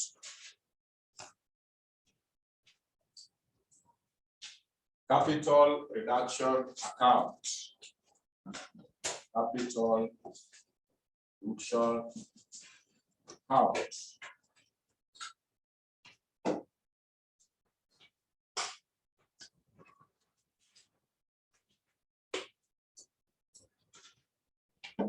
capital reduction account. Let's show them. Let's show them.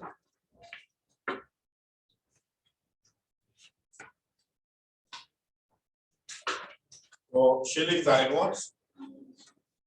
Millions. So half their shillings in millions. Shillings in billions. We start. Number one. Tangible assets comprise freehold property and plant valued at 2720 million and 320 million respectively. While intangible assets comprises patent and goodwill valued at 976 million and 896 million respectively. No problem. Patents and goodwill are to be written off. So patents and goodwill to be written off. How do we write off? By debiting. Because they are assets, we credit them still. So debit. So patents and goodwill. So patent, goodwill, anything you post here will be marked. So patent, goodwill. So what was the value of patents?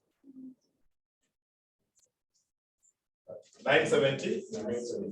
976 and goodwill? 896. Max zinaingia. Si bure. Correct?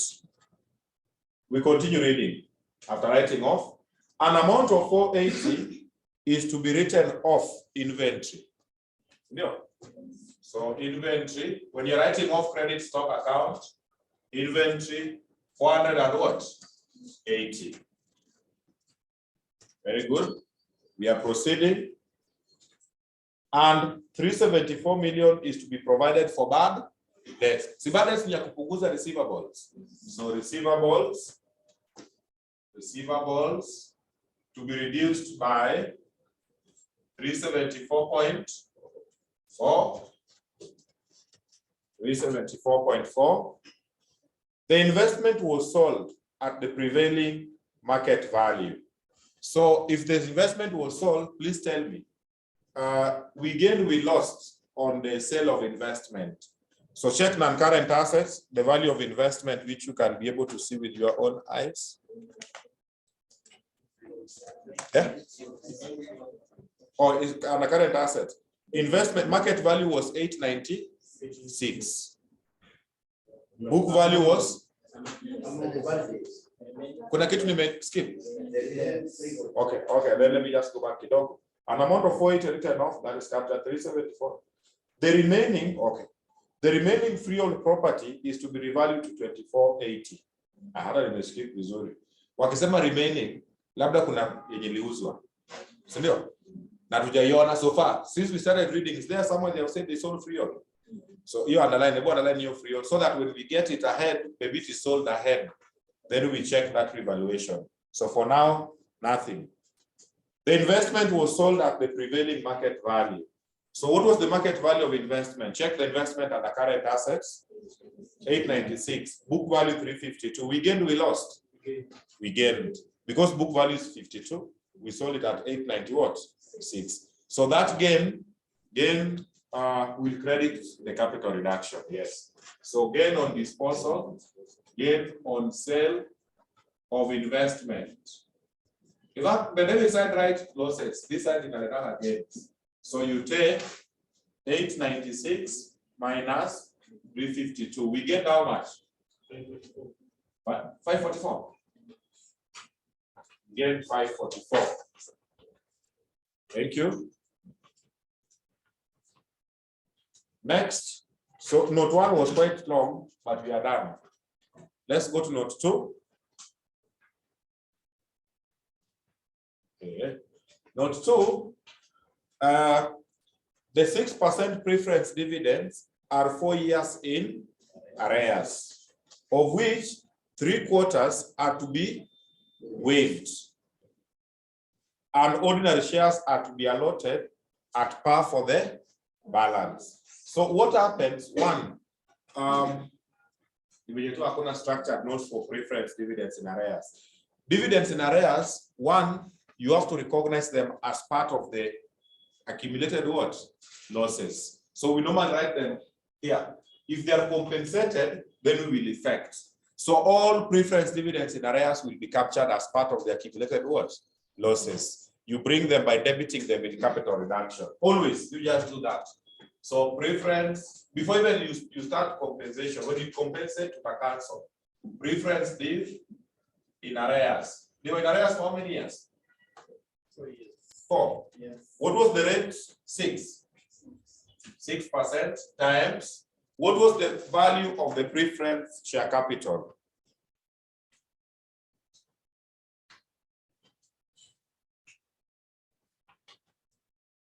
$25.60. Abu check equity under equity, kindly. Check under equity. Are you seeing the arrangement, but are you seeing 25.60? Yes. 128 times the power value of 20. That is 250 what? Huh?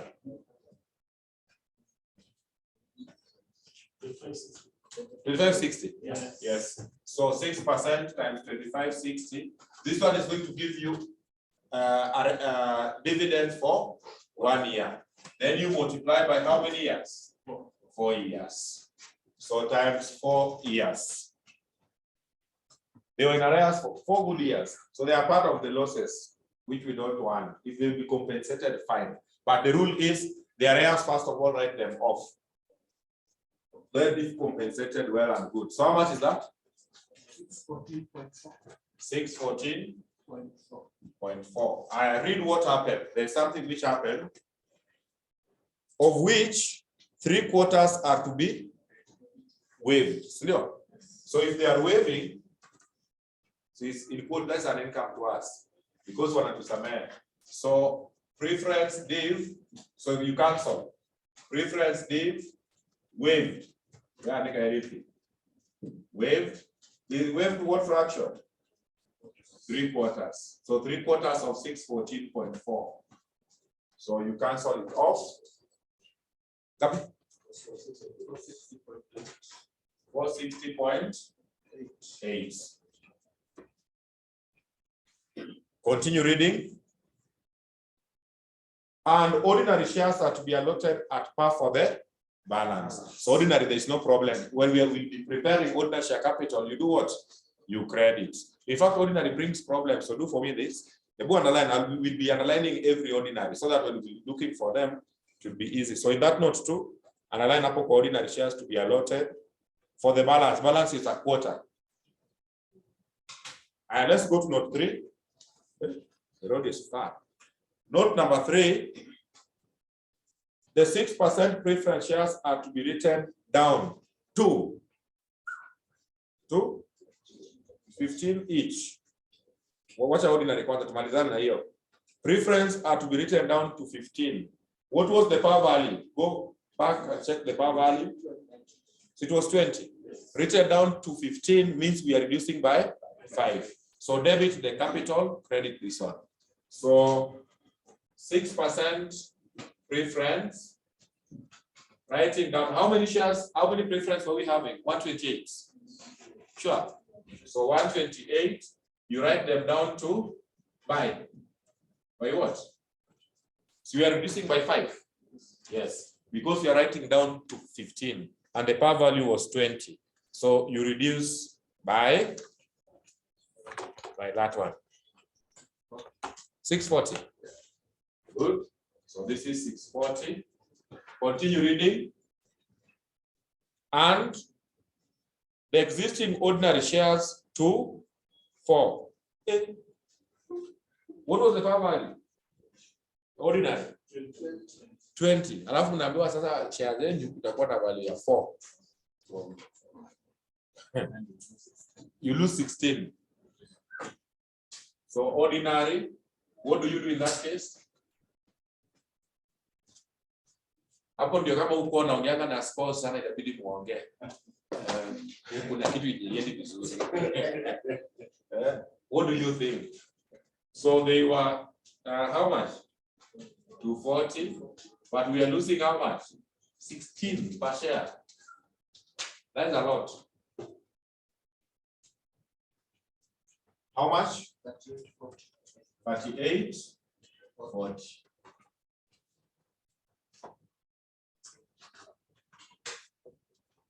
We continue reading. We are still not 3. All the ordinary shares are to be consolidated into shares of shillings 20. The rate of dividends on preference shares is to be increased to 10. So, hizo ni baadaye. Ikawa na consolidate the sum. Let's proceed. Number 4. There are capital commitments amounting to 24. Emily, wewe unasoma kweli? Naona tu kiangalia stima huku. There are capital commitments. Let's read so that we read the same line. There are capital commitments amounting to 2,400, which are to be cancelled on payment of 3 1/3% of the contract price as penalty. On a capital commitment worth 24, they had committed themselves, but now they have said no. You see, your contract tuko na shida ya pesa, hata nyinyi mmeona court wame-approve. We don't have money, so those capital commitments, that contract is not going to be executed.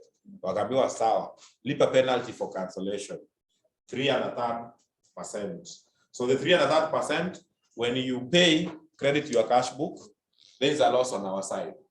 So you debit the capital reduction account, credit cash book, debit capital reduction. So penalty. So penalty, that is cash book. You'll credit the cash book 3 1/3% of the 2,400. They have committed themselves to a contract worth 24, but they have cancelled. So on cancellation, you pay a penalty for cancelling the contract.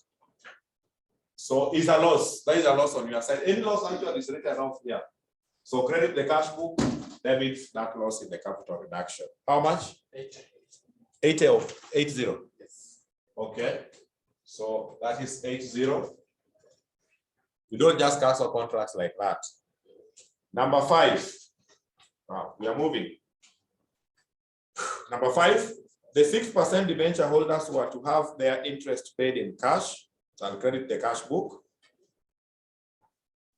and to take over part of the freehold property. So let's get freehold wanasema the remaining. So and take over part of the freehold property with a book value of 640 at a valuation of 768 in part payment of their holdings. The 6%, wait, let's deal with these two first. There are two things there. One, they took over part of freehold property with a value of 640. What was the freehold property in the balance sheet? What was the net book value? Freehold property. Oh, if someone not 1, eh? Yeah, thank you. Check note 1. Tangible assets comprise freehold property and plant at 2720. So freehold is 2720. So freehold was 2720, but they took over. They took over how much? 640. So the remaining should be having a value of 2720 minus 640. We are remaining with 2080. Then they are saying what remained was revalued to how much? The remaining freehold property is revalued to 2480. Revaluation gain loss. Gain, eh? So gain will come here. Gain on freehold property. It is 2720. No, sorry. It is 2480 minus, it was 2720, but they took over. The book value was 640. So they gained how much? 400. Eh? At the same time, in that note, they took over an asset with a value of 640 at a valuation of how much? 768. So there's a gain on transfer. Yes. Yes. So gain on transfer of property. The property has been transferred at 768 when the value is 640. So we have gained how much?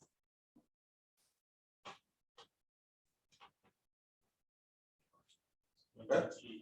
1? 128. Tuko sawa? Yes. Actually, capital reduction credit na recording two good things, eh?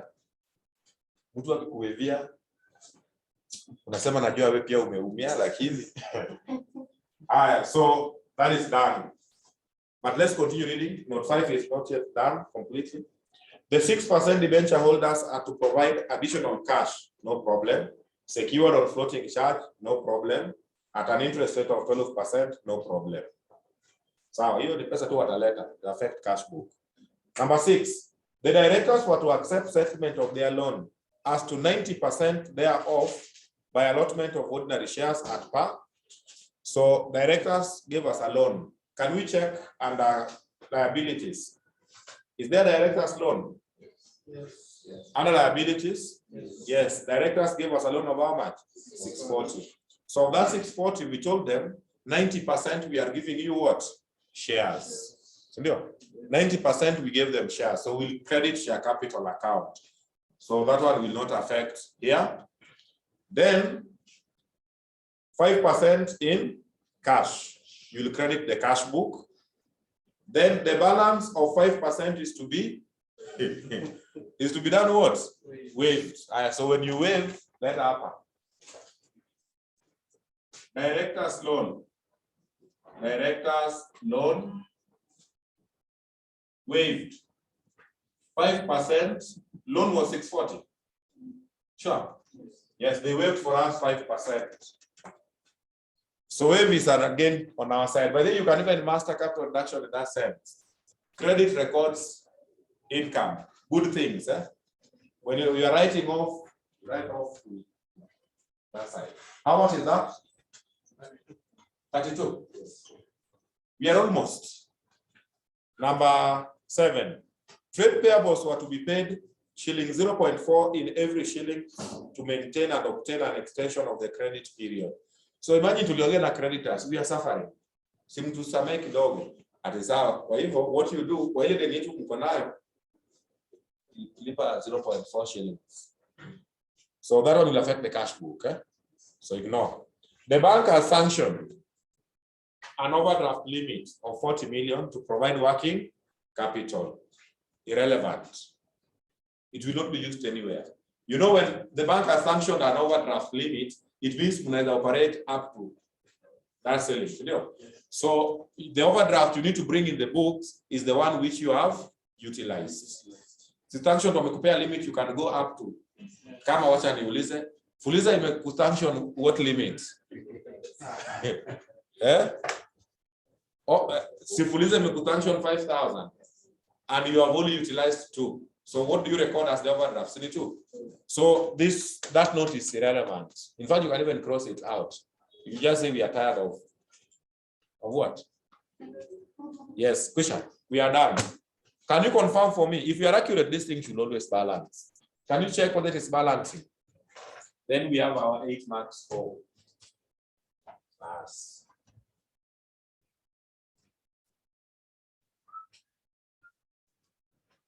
Aya, please, message is passing across. On date 10th, Sunday, we might have a public holiday known as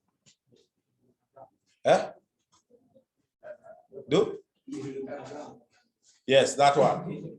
So Sunday will be a holiday, though we will be here. So in case the government extends that holiday to Monday, then I've booked that class. So you Monday to Takuja. We booked from what time?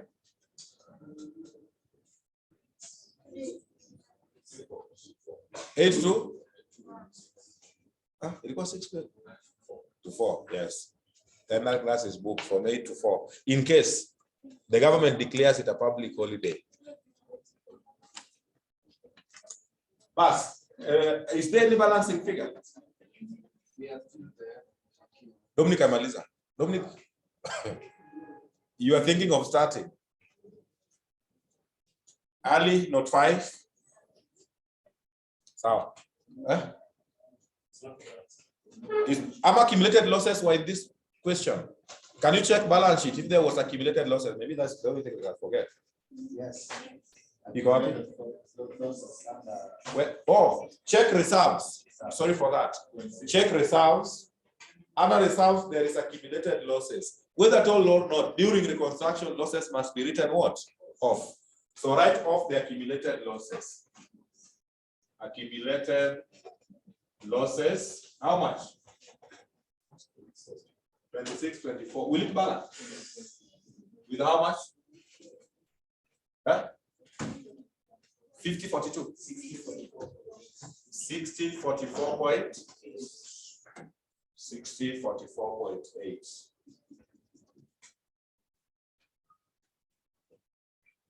Eight marks.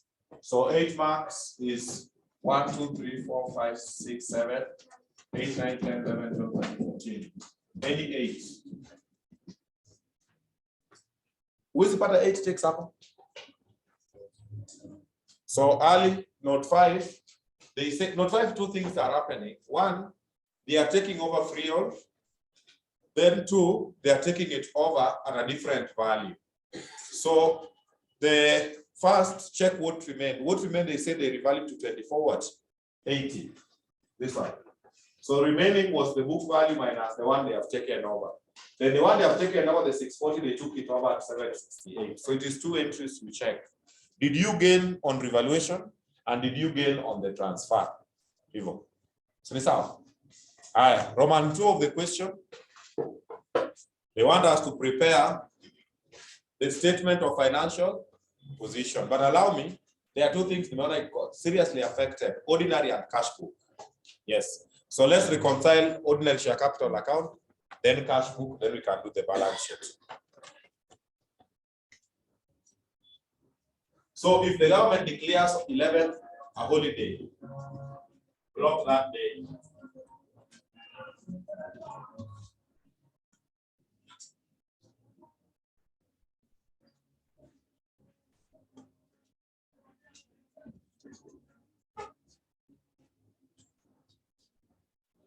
And last time we confirm. Right now, I also want to confirm. Can you spend a day now without thinking anything about the fact? Where we have reached. And from morning back, we see we just think anything to do with the fact. It is possible. It's not. Hata ukienda kwa hiyo rally, unakaa hapo kidogo unasema hey, na eh?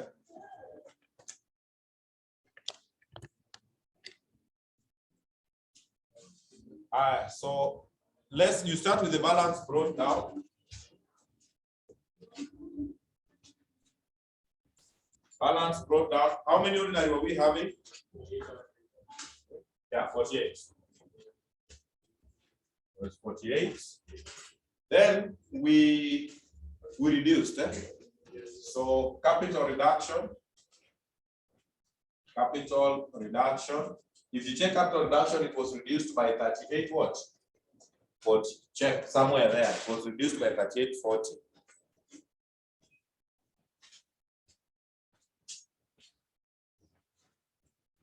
Then the ordinary wapi? Can you identify for me some ordinary? There are some. Not 2. Not 2. The 6% preference dividends for 4 years in arrears, of which 3 quarters are to be waived, and ordinary shares to be allotted at par for the balance. So the arrears give them dividends. Preference div. In arrears, a quarter. How much was in arrears? How much was in arrears? We have this here. 614. 614.4. That was the arrears. So a quarter was to be given shares. How much is that? 153. There's something again. Note number? There's somewhere we gave shares again. Number 2, directors. Note number 6. The directors were to accept settlement of their loan as to 90% thereof by allotment of ordinary shares. So directors loan. Directors loan. When you're giving shares, you increase. So 90%. What was the loan? 640. Yes, loan was 640. 90%. 90% of 640 was given in form of shares. Kuna kitu ingine, we just balance.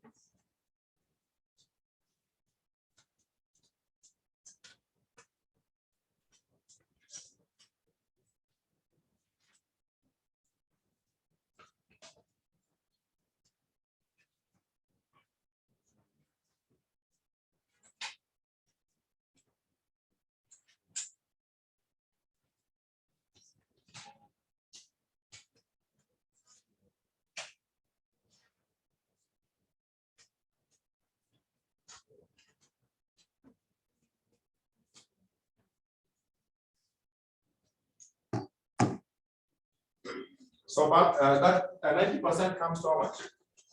576. 5? 76. Point? Nothing. So balance carried down. 16. 89.6. You don't have like a balance sheet. Please allow me to check cash book. Then we do the balance sheet. Cash book has a lot of issues. Let's have the cash book.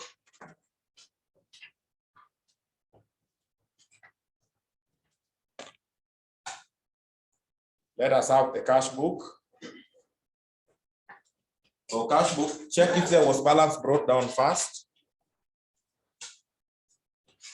In your cash book, was there balance? The balance brought down. The balance brought down, which I'm seeing, is an overdraft. So no, there was an overdraft. So overdraft, you bring it down this side. Balance brought down. Overdraft was how much? 12? 48. So because we are many, we can check across. Where do you see anything affecting cash? You can say those notes then. Once we are done with the ones you can see, then we cross check. Which notes do you think should affect cash? Which notes should affect cash? Any note you are seeing? Note 4. So note 4, there is a capital commitment. Ile a penalties, no? Yes. So penalty, I remember it was 80. Yes. Yes, credit the cash book. So pick a tick note 4 in your paper so that we don't, you don't keep on checking the one we have said. Which other note can you identify? Director's loan, Esther. Director's loan is in which note? 6. Note 6. Pick your tick. Put a 5%. Director's loan, D loan, 5% of 640. Even we did it somewhere. 5%, 32. So note 6, tick. Which other notes do you think is affecting cash? 7. Yes. The trade payables, yes. Payables, nasema, kwa ile pesa yetu mkonayo mlipe 0.4. So payables, we are told to pay shilling 0.4 for every amount we have. So times, can you check payables? How much payables was there? 1600. So we are required to pay 0.4 for every shilling. So how much is that? 640. Which other notes? 5. The debentures holders. Oh, yes. The 6% debenture holders are also to provide additional cash of 832, secured on a floating charge on the company's assets at an interest rate of 12%. So 12% debentures, they are providing additional cash of how much? 832. We are moving. Which other one are you seeing? So if you are marking, you check the ones which we have not checked.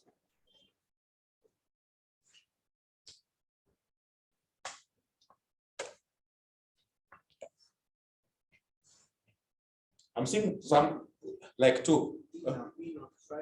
Not 5.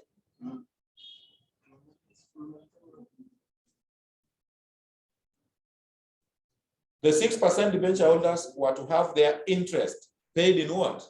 Cash. Debenture interest. Thank you.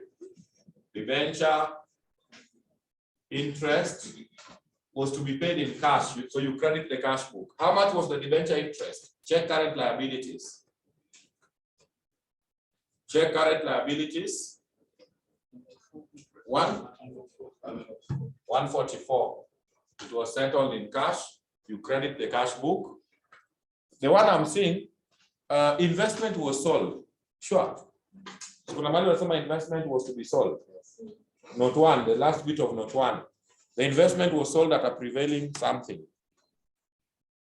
It was sold at how much? 896. That is the cash book. Investment. The market value was 896. Unless you're seeing something you can raise up, I think we are done. Can you? This side seems to be more. Sure. So it is remaining an overdraft. So this is an overdraft because the credit is more than the receipts. So in the balance sheet, that one will be an overdraft. How much?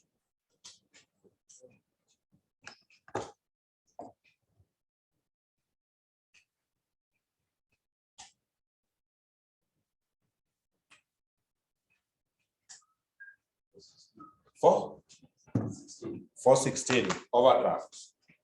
So this is for 416. Thank you. Thank you. Tukanyage balance sheet. Let's go to the statement of financial position.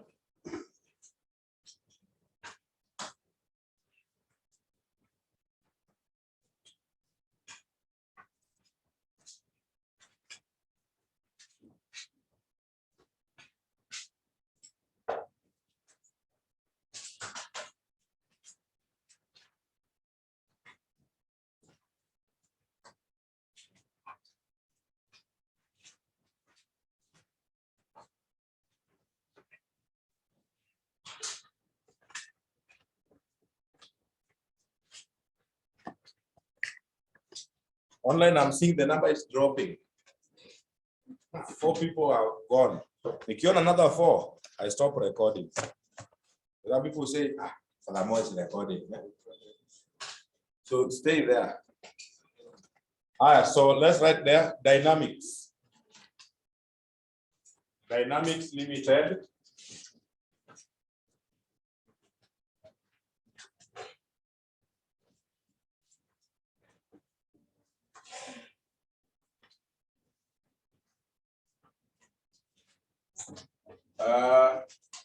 Well, it's a revised. They just said the statement of whatever. I think I revised them good. Revised statement of financial position. As at. What date? So 10th New Sunday. Very good.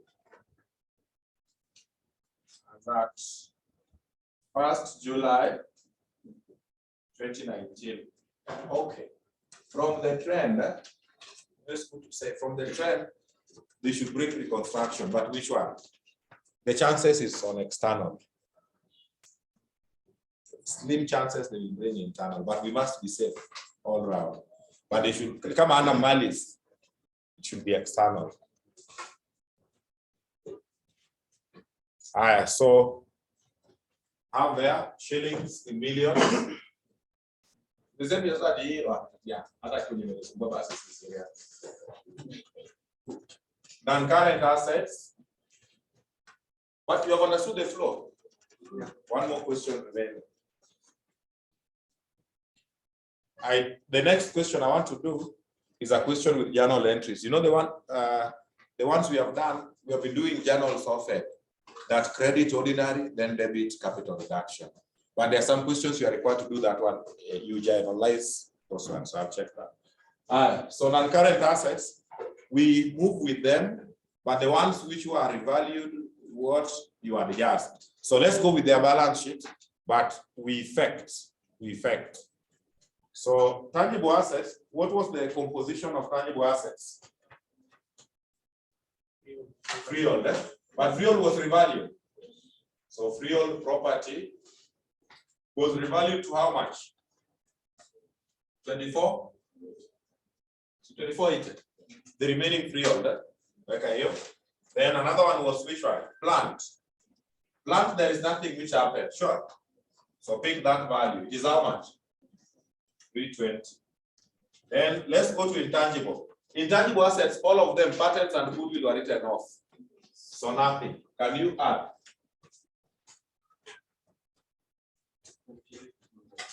Yeah. 2800. Good. Current assets.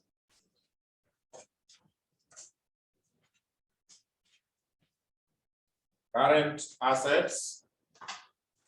So current assets, inventory. Inventory. Was inventory? Yes, inventory was written down somewhere. So it will be 2720, not one. It was written down by how much? 400 and what? Check note one. Inventory was written down by 480.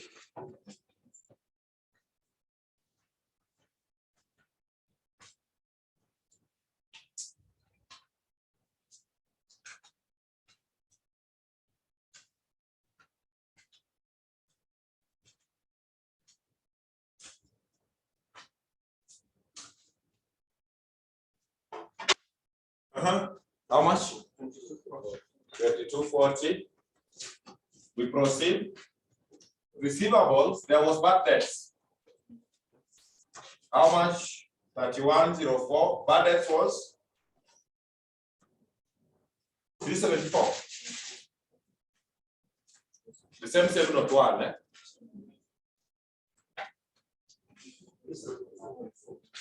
Yes, 374.4. So how much?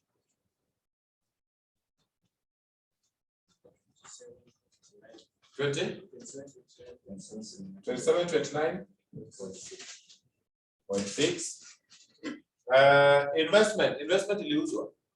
So it is no longer there. Cash book is an overdraft. Add these two, give me the total assets.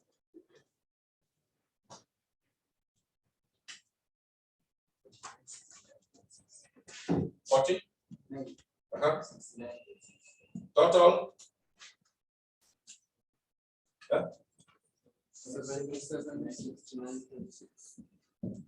Thank you. Equity and liabilities.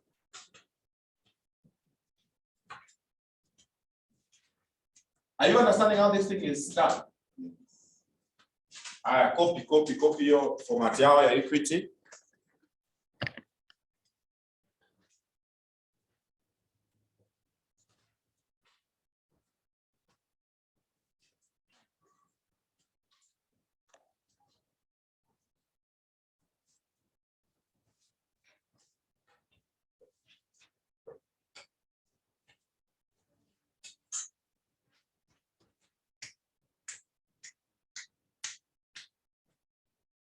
So ordinary share capital.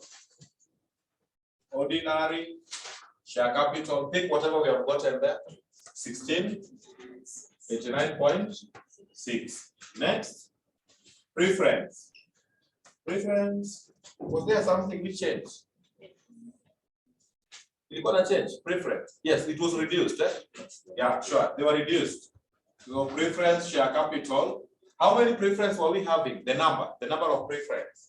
120. It was reduced by how much? Or it was reduced to how much? What number? Number two. Number 3. The 6% preference shares are to be written down to 15. So that is the new value. Hello? So that's the new value. Yes. 128 times it is reduced to 15. So 15 is the new value.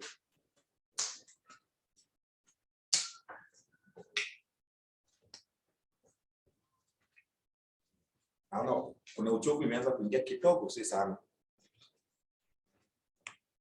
One more question remaining. Your favorite? One? 1920. Proceed. Reserves, accumulated losses were written off. So nothing. Can you add?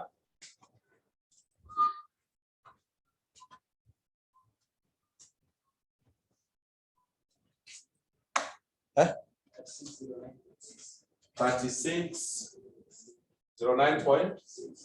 Non-current liabilities. Non-current liabilities. 6% debentures.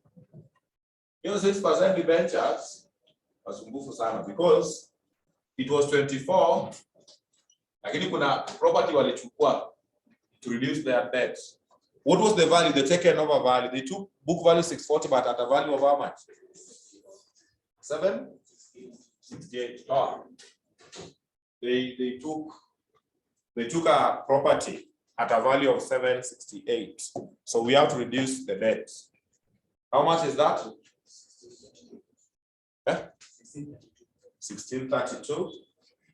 Then they said, now we want to give you another money. They gave us some money again, this one here. The 12, they gave us 832, but they said it would be what percentage? 12%. It is somewhere there. So again, there is 12% debentures. They gave us money and they said it is 832. Current liabilities. Current liabilities. Accounts payable. Payables, waliweka restriction. What did they say? Walipwe 0.4. No. So you can take 16 times the remaining. Remaining is 0.6. Ama will subtract direct, 640, whichever makes you happy. You can subtract the 640 or you multiply by 0.6. How much is remaining? 960. 960. Then bank overdraft, we have reconciled. So bank OD, we have reconciled and we have gotten 416. Debenture interest was paid. So, yes. Accruals. Accruals, so accruals is how much? 320. Director's loan was paid. Can you check whether it is balancing with our total assets?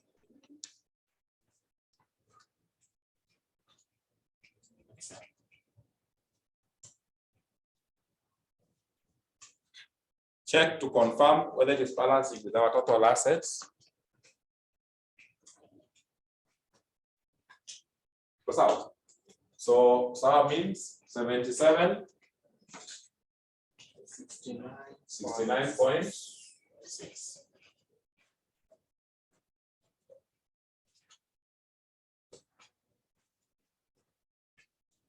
The last time custom examined reconstruction was last sitting part 1. Last sitting part 1 is which sitting? The last sitting I work with later, but last sitting part 1 was. The last sitting was this? Last December. Yes, that is December 2021. So let's go to December 2021.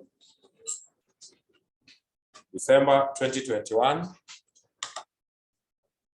So let's agree on some principles. President, there is no constitution. We'll be working on principles. So let's agree on principles. Do you need a 30 minutes break? Now I'm sure 30 minutes, the class will go up to around 1:30. I'm at 2 minutes, then we just continue, then we will finish around 1. 30 minutes.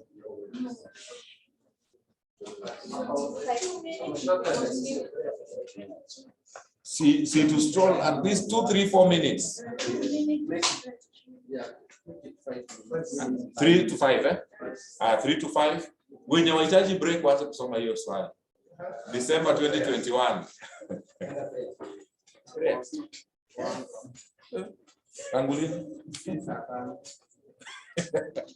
Aya, sawa, watu waende online, ingia kitchen. December 2021, there are 2. There is pilot and the sitting. So the sitting itself. Check the sitting itself. I want to leave when I've checked the question, which question? The debenture holders. Question 4. December 2021. December 2021, question 4.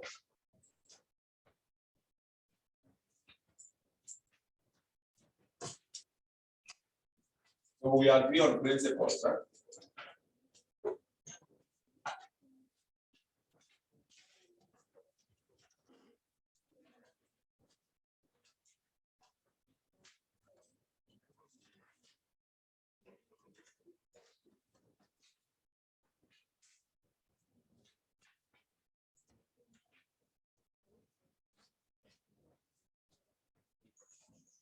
Yeah, none of money break.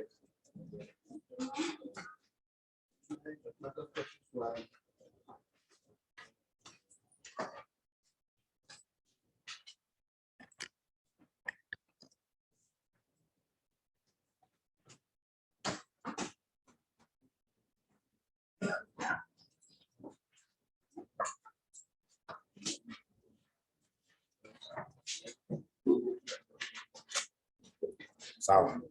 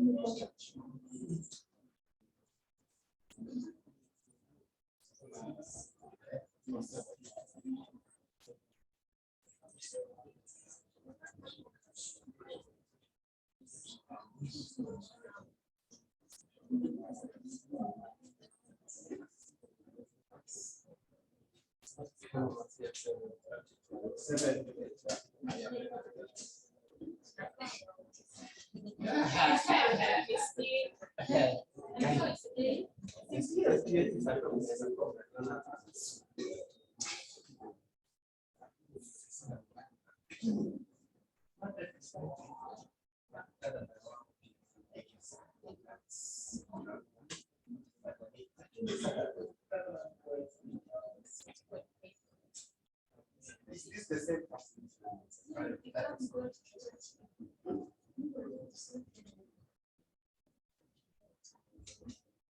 That's right.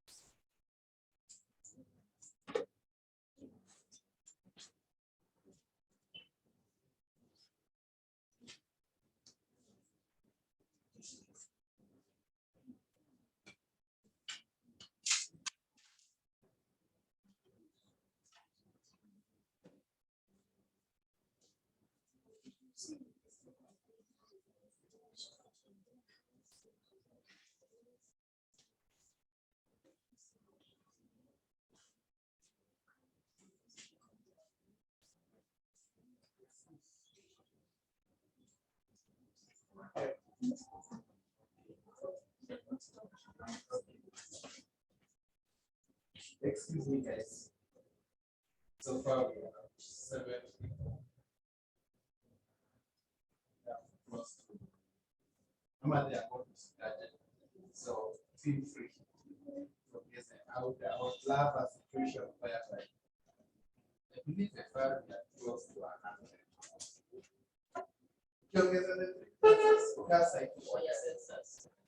That's like teaching out my teacher. I would wish that you work with a number of at least Online wameniambia wamewafikisha. Even they don't know whether they can excuse us for the limits for post recording. Post recording. I pause. Yes, post recording. I pause. Post recording for 3 minutes. Kindly. So let's see that question. We have 1 hour, 20 minutes. Okay. Ongeza Limited, a local company operating in the mineral water bottling industry, is in financial difficulty due to the unfavorable economic conditions. Kama saa hii, ndio? The company's statement of financial position on 31st October 2021 was given, as you guys can see. Additional information. The authorized share capital of Ongeza Limited, we cannot read those things. We are past reading. And required. God will bring answers. When required. Let's go to required. Required 1, journal entries to effect the scheme of internal reconstruction, 10 marks. Statement of financial position immediately after reconstruction, 8 marks. Then a statement showing how the anticipated profit under the new arrangement will be distributed to the various providers of capital. So journal entries is just to show you mlikuwa mnasema hapa ati debit this, credit this one, debit this, credit this one. Now put it in writing.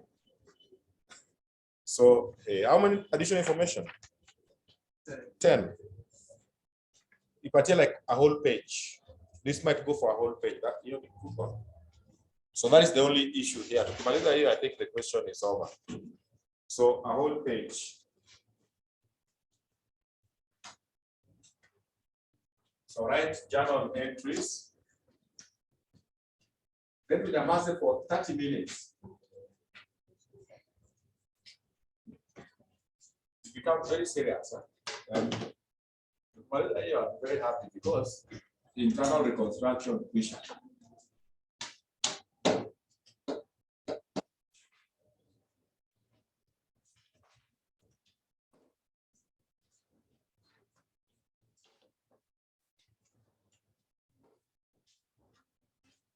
Anytime you are being asked of journal, you are simply being asked which account to debit and which account to credit. So right here, DR shillings are in what? Thousands. So which account to debit and which one to credit?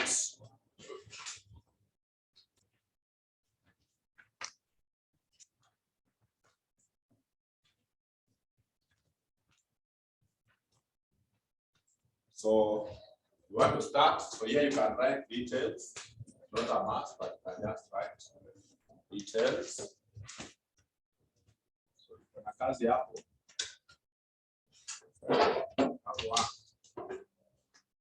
Reading those things and passing down.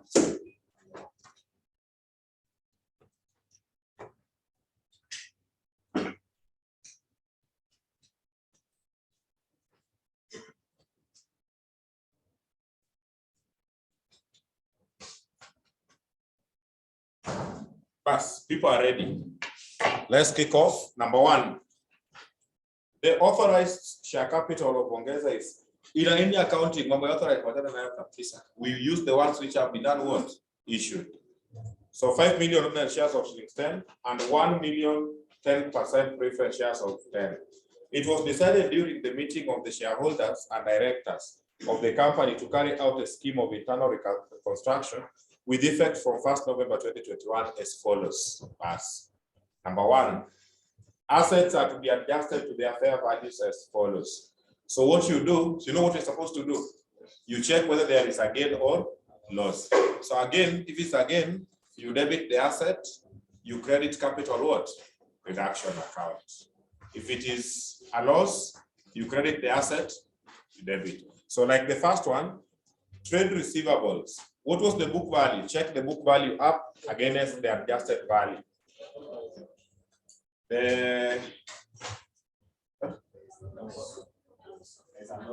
Receivables is 4. Then down here, 36. That's a loss. So we credit which account? Receivables. So you credit credit receivables, debit capital reduction. So what you do, just have capital reduction. But you see now, debiting capital reduction with 1 will bring a lot of work. Eh? So just leave capital reduction hanging, then you say receivables. So that all which I've lost, I'll get aggregate. Very careful. So that is 4 minus 30 what? 36. That is 400. So we just try all the assets. The ones which I've lost, we take the total capital reduction. Instead of each asset one by one, it will be a waste of time. What alliance of Anaki? Next, inventories. Inventories have been adjusted to 64. What was the book value up there? 70 what? 72. Loss gain? Loss, yeah. Loss of how much? Loss of 800. So that is 72 minus 64. I'm told this is 800. Even that one you credit. Next, machinery. Machinery buildings are depreciating. So if there is depreciation, you have to be careful. You check what was the book value, the net book. You check the net book value of machinery. Machinery 28. 28. Now we put the chini. Huh? I think there is a mistake. Because if you have adjusted, I think the accumulated depreciation, they have said accumulated depreciation, what? Charged. Then that is okay. They have already adjusted. Because up there they are giving us the net book what? Value. So they have already subtracted. Sure. Yes. So that is irrelevant. It is not. And I just said anywhere. Because to get a balance sheet, we pick these new values. So machinery, the net book value after charging depreciation is 28, but is to be adjusted to 2. It's another loss. So machinery, another loss of how much? 800.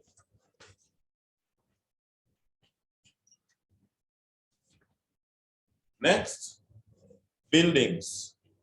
Buildings, net book value 6, adjusted to 5, loss of 1. So buildings,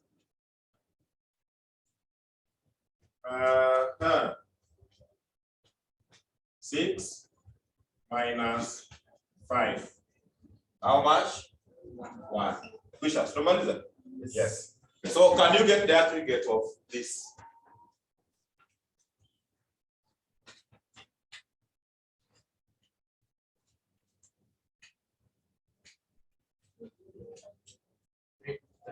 $3,000. Yes. So that is 3,000. That one saves time. Imagine we put a picture one by one. Yes, would have pattern like any. That is. So then for journals, it's good to give narration. What you have done. Narrations are not standardized. What do you think you can say?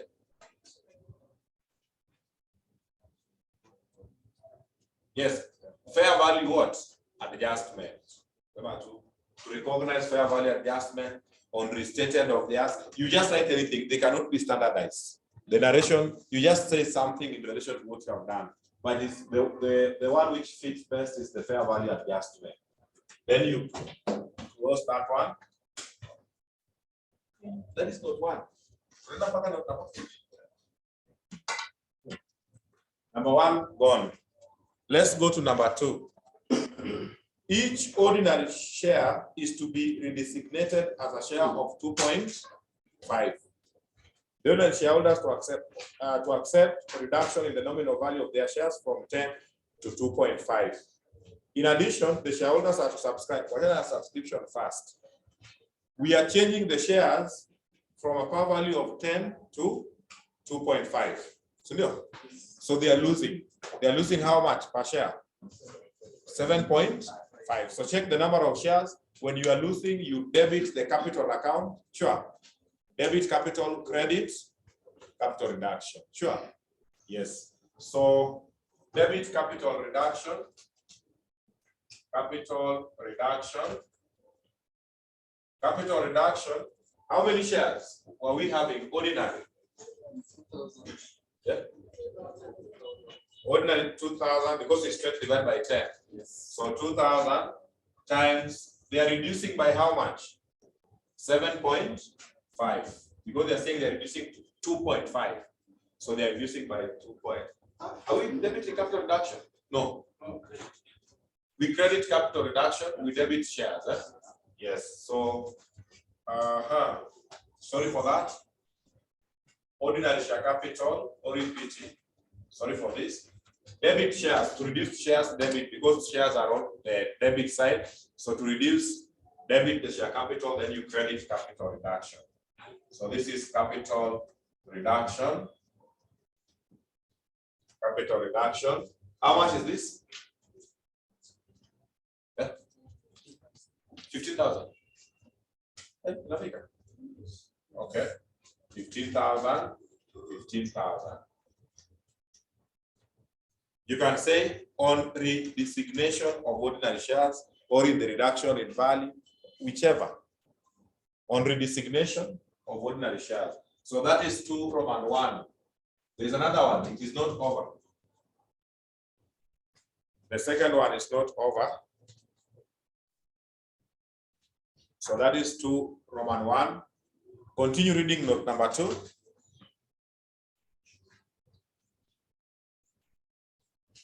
In addition, the shareholders are to subscribe for a new issue on the basis of 1 share for every 2 held at a price of 4. So when the subscriber, I said you debit which account?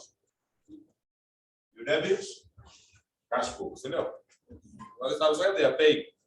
So on what basis? 1 for every 2. So 1 for 2. How many are you having? 2,000. So times 2,000 times, they are subscribing at what price? 4. They are subscribing at 4. 1 for every 2 by 4. How much? 4,000. Then you credit shares because when they subscribe, ordinary goes up. So ordinary share capital 1 for 2 times 2,000. But in the capital account, you cannot capture anything above the par value. Par value will be 2.5. So you want to reduce to 2.5. So here you put 2.5. Then the balance goes to which account? Correct. Share premium. There will be share premium 1 for 2. 2 times the excess. Excess is how much? 1.5. They oversubscribed. The value is supposed to be 2.5. They paid 4. So the difference goes to the premium account. Yes, that is true. So 2.5 of this comes to 3. 2,500. Then the balance is 15. Then you can say on subscription of ordinary shares. On subscription of ordinary shares. On subscription of ordinary shares. On subscription of ordinary shares. Correct. Number 3. Number 3. Number 3. Number 3. Let's go to number 3. Number 3. The existing preference shares are to be exchanged for a new issue of 6,015% preference shares of Shillings 10 each and 800 ordinary shares of 2.5. So they are saying the preference which are in the book store, replace them with another preference, then with the ordinary shares. So exchange is just eliminate the ones which are there. So eliminating begins to debit.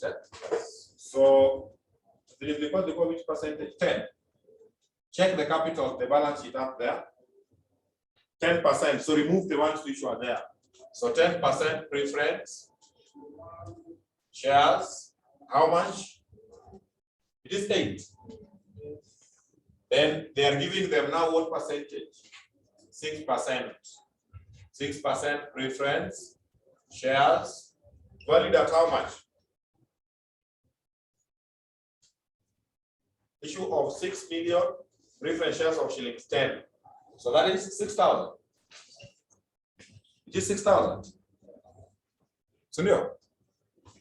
The existing preference shares are to be exchanged for a new issue of 6 million preference shares of shillings 10.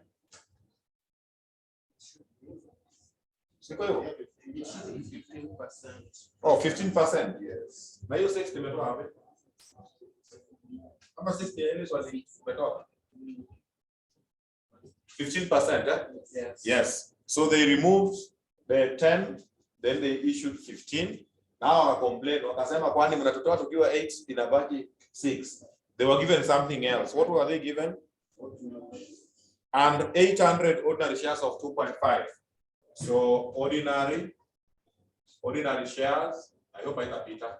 Ordinary shares 800 by 2.5. Will it give us the balance of 2,000? 2,000, eh? So then you say on exchange of 10% preference shares. On exchange of 10% preference shares. Go to number 4. As I add additional space.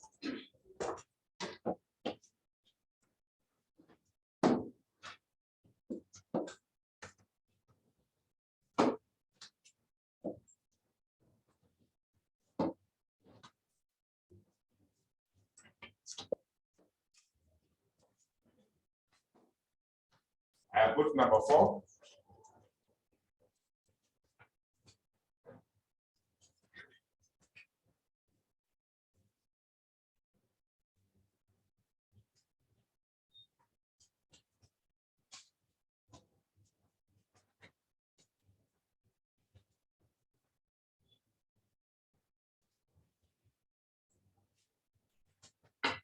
All right, so number 4. Number 4. Yeah. Number 4. The debenture holders are to accept 200 ordinary shares of 2.5 each in lieu of interest payable. The 20% debentures are to be converted before to end up to manage your interest. The debenture holders are to accept 200 ordinary shares of 2.5 each in lieu of interest payable. How much is the interest payable? Check current liabilities. Oh, equal equity. So interest payable on debentures is 720. So they are saying they will accept how many shares? 200 of 2.5. Hiyo inakuja ngapi before we pass the journal? 2.5 times 200. 500. Now hiyo is 720. So they are losing. So how do we eliminate the interest? Interest payable is a liability, so it is on the credit. So to eliminate, debit the liability account. So to eliminate liability, you debit the account. Interest payable, how much? 720. Then they were given ordinary share capital 800. 200. 200 by 2.5. You are saying this is 500. So the kama wali wave, sikuna ile waiver. Yes. Yes, hiyo waiver itaenda capital reduction. Capital reduction. Any balancing figure and you inaenda wapi? Inaenda capital reduction account. How much? 20. Hiyo ni benefit kwetu naweka pale. Oh, sorry, you narrate. You narrate on settlement. On settlement of what? Interest, debenture, interest. On settlement of debenture interest. On settlement of debenture interest. That's why we should know who you are.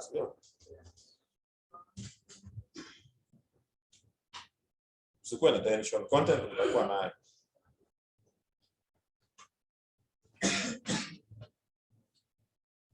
Labda tension ikuje.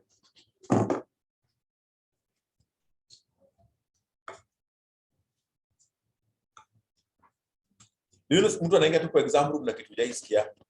Anakuja tu wewe umeiva fair value measurement. Sasa unashangaa, what are those? Hata yeye ajui. Unajua kuna watu wanasikianga tu vitu watu wakisema pia sasa wana capitalize. Unaanza kutafuta tena fair value measurement. You stick to what you have. Hii imeshapita mtihani. So let me call that one forum and 1. All in all iko na story nyingi. So forum and 2. Yeah, the first one we have settled the interest. The 12% debentures are to be converted to 14%. We are not moving less up. So it's a direct conversion. The value remains the same. The rate is what is changing. So remove the 12, then give the 14, but with the same rate. Debenture is a liability. So when eliminating liability, debit the 12% debentures. What was the value of the 12% debentures? It was 6,000. Right? So you bring 6. It's a direct exchange. Only the rate is remove the ones with the 12, then issue the ones with 14. So on exchange of 12% debentures, on exchange of the 12% debentures. So hiyo ndio kama tungekuwa tunafanya offer ile kama ile nyingine unasema ignore that one. But here in the journals you have to capture everything. Correct. Let's go to it's not 4 over. Not yet. Okay, 4 and 3. Then 4 and 3. So continue reading 4. A further 2 million of 14% debentures of shillings 100 each are to be issued and taken up by the existing debenture holders at shillings how much? 90. So a further 2 million of 14% debentures are to be issued. Debit cash book. Debit cash book. Then you credit the 14%. So when you issue debenture, you will get money. No. So how many debentures did they issue? A further shillings 2 million of the 14% debentures of shillings 100 each. If you pay your 2 million, take that 2 million, you divide by shillings what? I want to get the number of debentures. Divide by 100 to get the number of debentures. Sure. So we gave out how many debentures? 20. Then when we gave them out at 20, the value was 100. But these people paid how much? 90. So you multiply by shillings 90. That is what they did. So cash book, okay, fine, we expected to get at 100 each, but with them they paid at shillings 90. There was under subscription. So 20 by this, 18. 1800. But the fact remains, they issued 14% debentures with a value of how much? Silikuwa 2,000. Then we lost because there was under subscription. Yes. So that loss you close to capital reduction. The loan remains to be 2. So capital reduction, we will for fair discount. So we have, that is how much? 200. Yes. We issued debentures with a value of 2, but they are subscribed at 90. Now that is okay. So the loss will go to the capital reduction. Then you say on issue of new 14% debentures. See, that's not a way specific. You just say even on issue of debentures, on subscription of debentures, on whatever makes you happy. And now for bond. Let's go to 5.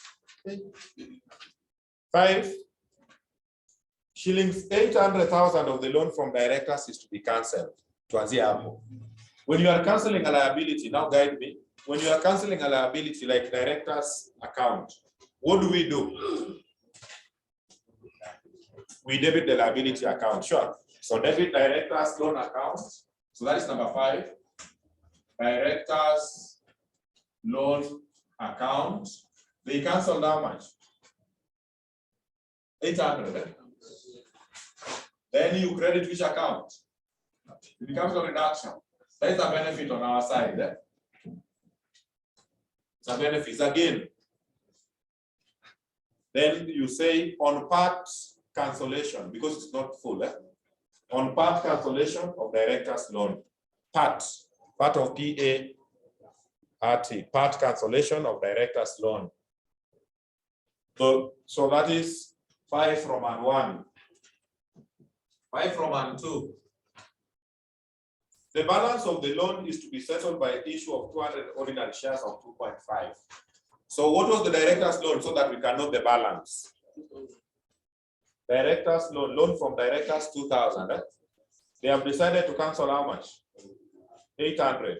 Balance is 1,200. So 1,200 they have said they are giving them shares. So director's loan account again. Director's loan account. The balance was 12. They have said, fine, give us what? Ordinary share capital. How many shares? 200 at 2.5. So what is 200 times 2.5?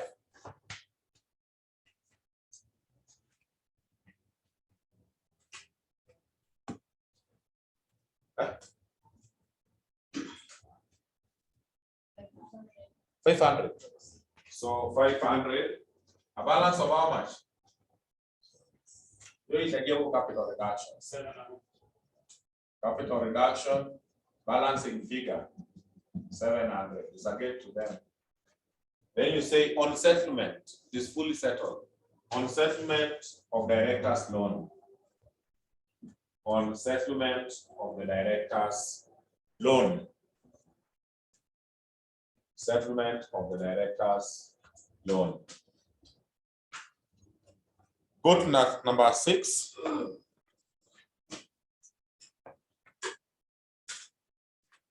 Go to number 6. We are moving now. So number 6. Number 6. The investment are to be sold at their current market price of 6 million. When you sell, debit the cash book. True. So debit cash book, how much? 6 million. Remove those investments. Once you have sold that, you have sold an asset, so credit out investment. What was the book value of the investment? So you credit the book value, not to what you have received. Investment, where are you? Intangible assets. Investment was 45. Eh? So it was 45, but we sold it. We sold it at 6. So you could again, that gain went for capital reduction. Capital reduction, and after liquidator cool. The liquidator was the receiver. Receiver. I said that your investment they could do. Like at the end of the day, you can sort of do because at the buyer, to investment the fire goes 18,000. You made it 6. After year 12. Eh? Year 12. Forget about that.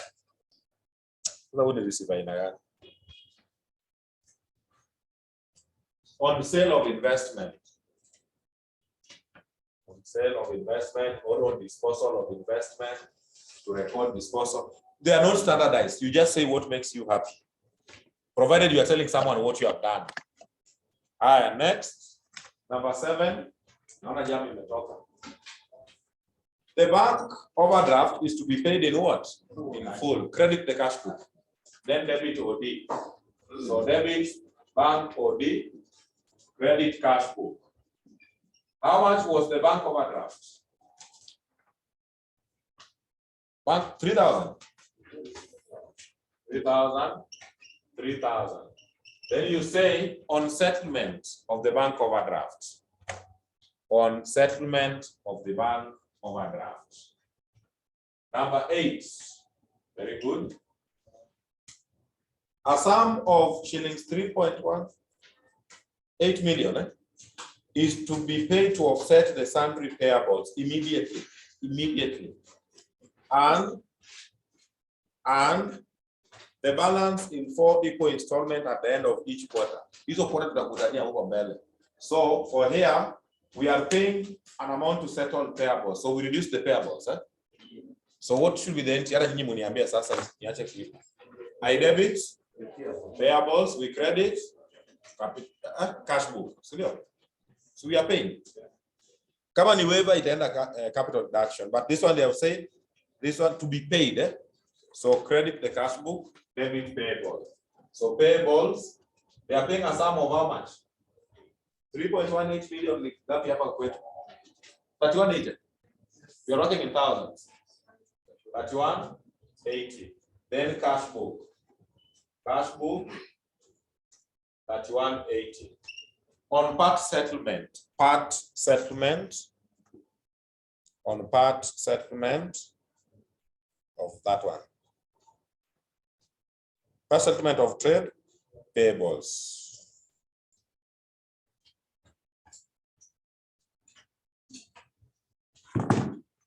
Number, which one? Number 9. Finish. This one. This was my headache. Number 9. All intangible assets are to be eliminated. Look for them. The one I always forget and I don't want to forget is the accumulated losses. What the the answer na hiyo? Because I know I will forget. Accumulated losses. That one you have to, sorry. You have to write off by debiting capital what? Yeah, so debit capital reduction. Look for me the accumulated losses before I forget. Losses are what has made us to undergo this. 1500. So usiweke hapo, ngoja kwanza. Accumulated losses. Accumulated losses ni ngapi? What are you record individually? 58. You will say writing off accumulated losses or to write off accumulated losses, whichever. What else you be examiner to write off what you can see. Number 10. Hizo intangibles, eh? Bado tuko number 9. Number nivenye tu nimekumbuka. Look at 9 Roman 1, 9 Roman 2. I just remember the accumulated losses because I do forget. Can we look for those intangible assets? We want to write them off. Which ones are they? Investments to lose. So goodwill and what? Patents and trademarks. Those two.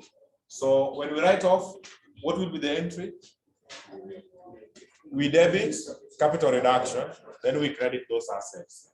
So capital reduction, leave it hanging because I want to break the two of them. So capital reduction, leave it hanging. Goodwill is how much? 6. So credit goodwill account. Then there is patents. Patents is how much? 500. So to capital reduction, we take 60 what? 65. Correct.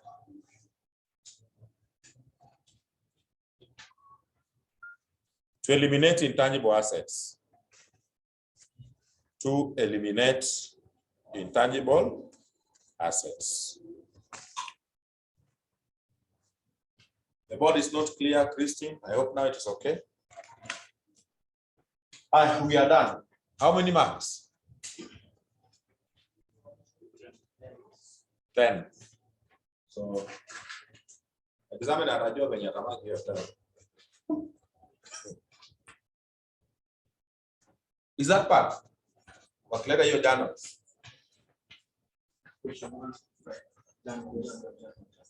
I know you just go question 1. Construction question 1.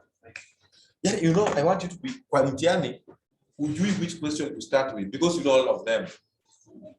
Unaangalia catch disposed a third of Q. Wasema this one is familiar. Huh? Tabu limited. Sema sasa hii iko sawa. So you know almost everything. So you compete with the time. Aya, sawa. So that is okay. There are accounts I want us to prepare. There are some instances whereby they ask you the journals, Roman 1, Roman 2, they tell you to prepare capital reduction account. then now the balance sheet to follow. So if they tell you to prepare capital reduction after this is what you do. Standing up for capital reduction. It becomes easy.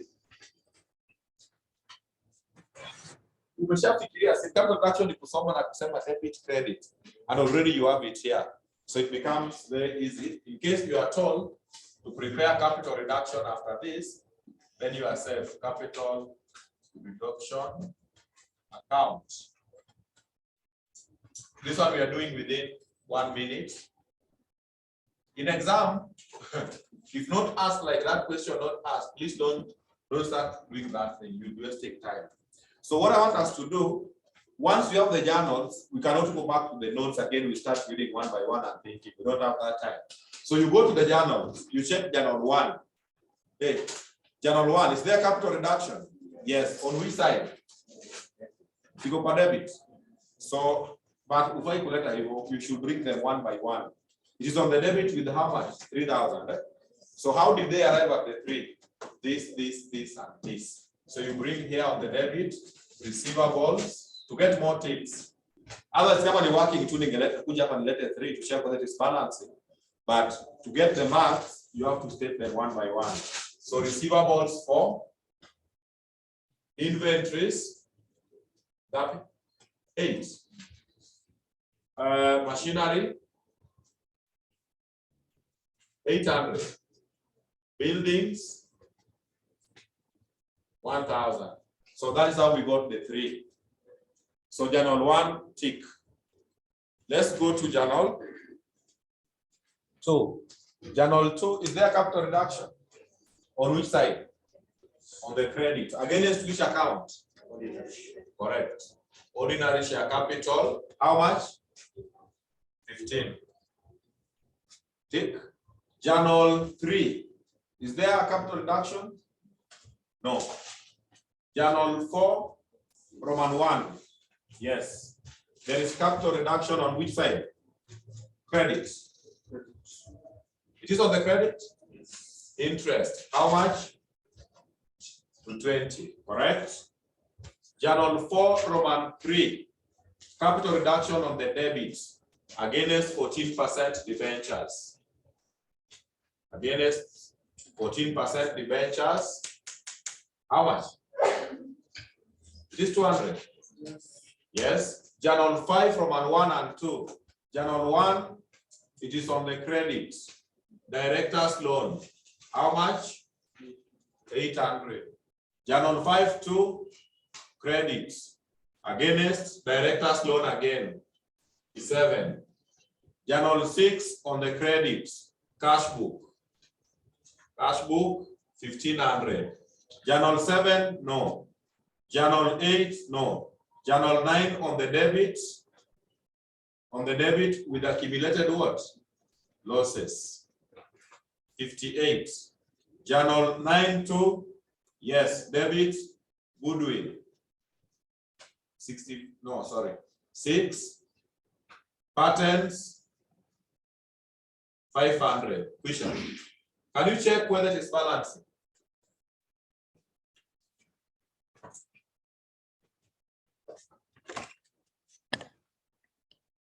So you just pick them from the journals, decide where they are appearing.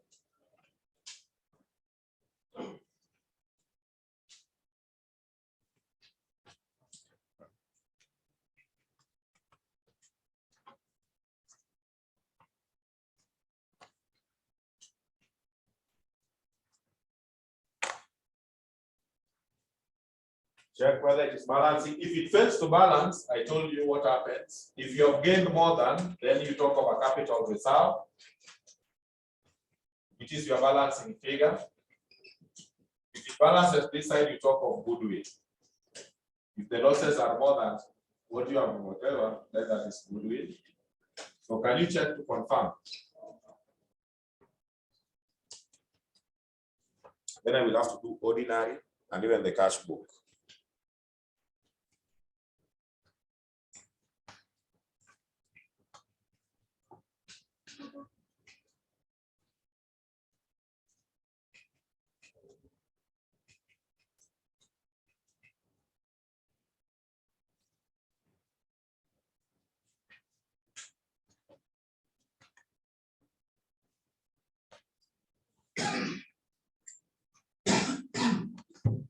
It's not balancing. Yes. With by divided by the difference is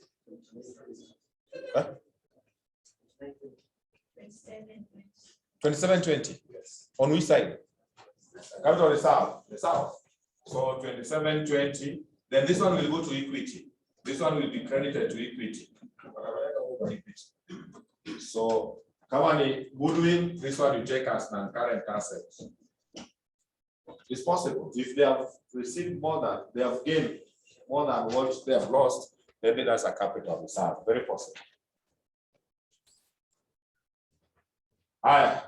Allow me, before we go to the balance sheet, allow me to check ordinary. Ordinary has also changed so many times. So many times, even cash book.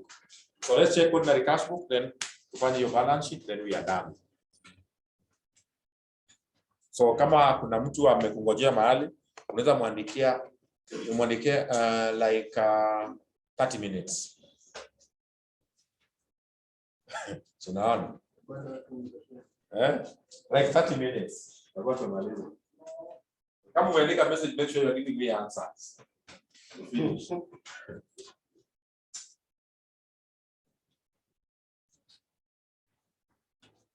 Lakini najua nimekosea watu wengi, especially familia. Kwani mwalimu wenu yeye ajui mnavaa kupumzika Sunday. Ni situation imetoweka hivi. So ordinary sasa tupige mwisho nianze kujiconsole. Ati mwalimu anafaa afanye which percentage? Inakuwa percentage gani? Ati mwalimu should do? Inakuwa 25. And mwalimu anafaa afanye 25. So me have tried my best. So ninyi muende muangalie cash flow na mjifanyie group. I've done the rest. Okay? Fellowship. So let's check ordinary. Let's check ordinary. Balance brought down. So you start from the balance brought down. Balance brought down. Day class, before I forget, I want to teach you tomorrow because I won't be around on Tuesday. So nitawafunza kesho alafu Tuesday. Lakini hivi tutafanya class kesho. Yeah, Tuesday kwa Tuesday during the day. So kesho we're gonna make up here Tuesday. It's good to make up in advance. Alright, so balance brought down. How much was the ordinary? 20,000. Si asubuhi. Kama section 3 or 5. You post the balance brought down. So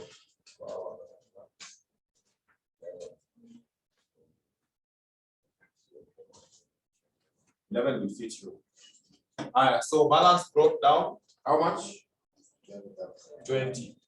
So hakuna kustruggle. Enda kwa journals. 1 up to 10. You check where ordinary is. Okay, post. Number 1, ordinary, no. Number 2, ordinary is on which side? Debit. Against capital reduction. So capital reduction. How much is this? 15. Hey, in exam, hakuna mambo ya kuchora hii. Unachukua calculator. Brought downs unaona na macho yako. Weka 20. Then for journals, you add the ones appearing on the debt on the credits. Secret ni credits. So you start with the brought down, then add the credits, then you subtract the ones appearing on the debits. See, debit equity is a minus. Yeah, so you don't waste time kuchora hiyo kitu. You'll be wasting a lot of time. Just pick the brought down, then sum up all the credits, then you subtract the debits. But sasa wacha tuendelee. We have time. In journal 2, there's another ordinary but on the credit. Against cash book. How much? 25. Journal 3, yes. Against 10% preference. How much? 2. Journal 4. Interest. Interest 500. Journal, which one? Journal 5, 2. General 5, 2. Director's loan. Director's loan, another 500. Then nothing ahead. No. So give me the balance carried down. Give me the balance carried down. Balance carried down. Najua mmechoka.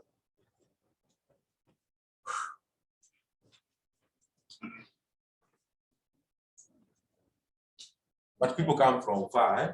You know, after this, I'm waiting for section 1. Someone anisumbua ati mwalimu wewe ngumu aki depreciation na hii. Depreciation. Umekataa. Wangejua kenye mwangojea huko mbele. Mwalimu aliniambia Kweli?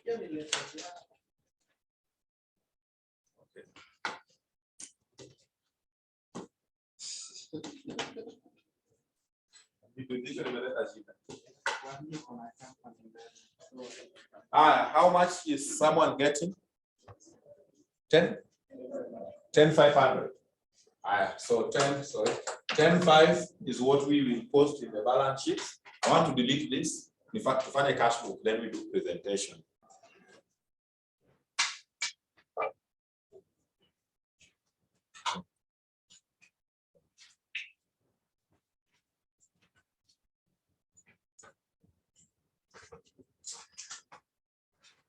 So cash book. Cash book. Lakini watu wanaweza wanafunzi. Lakini hiyo swali. Hata for remaining, eh? Haujaguza HS.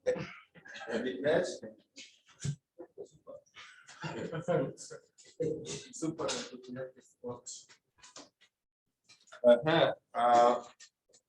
The board is not clear. Kwani board inasumbua watu online?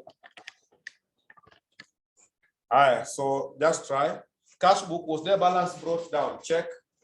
Unaangalia mpaka overdraft. If there is overdraft, you bring it on the credit side.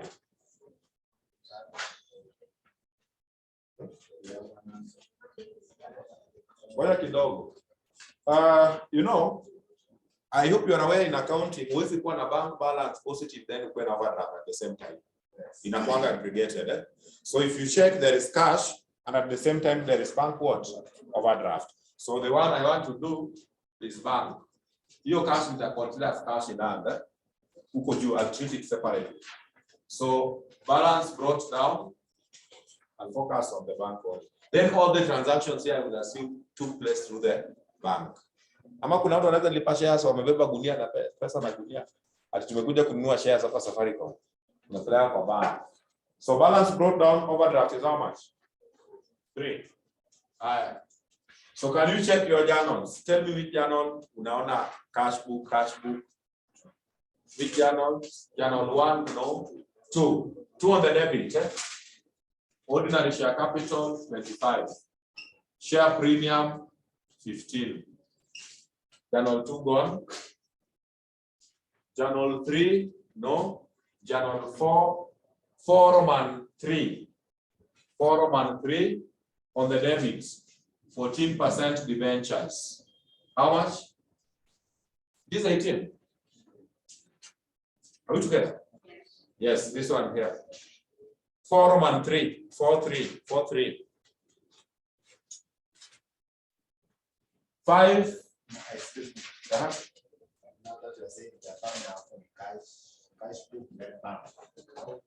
No. I'm just assuming all these transactions took place through the bank. You and the people that is touching fund there is what yes, what we are adjusting here. then the one that you have is In the I just take it the way it is. Because in accounting, you know you are not allowed. At huko juu kuna bank balance, then in the liability pia unasema overdraft. You are supposed to aggregate all your banks. Si tunakuanga na at the bank in hand. Sasa hii ni cash in hand. Yes. So hii ni cash in hand. We don't have bank. So this is cash in hand. So these other transactions we assume they are in the bank. And you know what I'm trying to avoid? Somebody will say that balance broke down here, then overdraft this side. But you got the one figure. I want to separate the two. So that is that. Number 5, 6. Investment was sold. Investment was sold at 6. Okay. Now overdraft was number 7, general 7. It was paid and we credited. So we can't credit again. Sure. In general 7, there is cash book credit through bank overdraft. So leave it there. 8 payables was paid. Payables, they paid 3180. And then there is nothing. Can you balance? So balance carried down in the bank cash.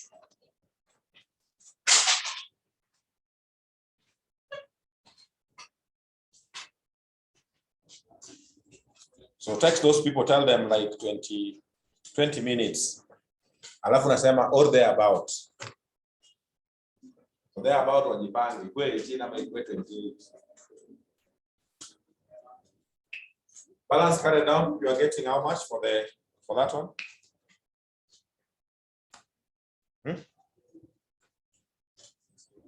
50? 56.20. That is cash available, eh? The only positive bank because inflow is more than the payments. Eh? So this one, there is no overdraft anymore. Pusha. We are only going with the balance sheet, then we are done. Usually, the balance sheet, you will get almost everything. Because we are going for the taken over values. You see the values appearing in the number 1, the restated values. Those are the ones you record. So right there, wanajita nani?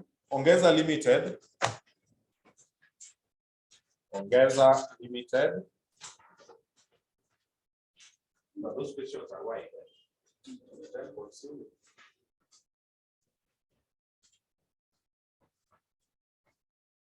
These are not very practical. Whoever sets these things, they need to be very practical. But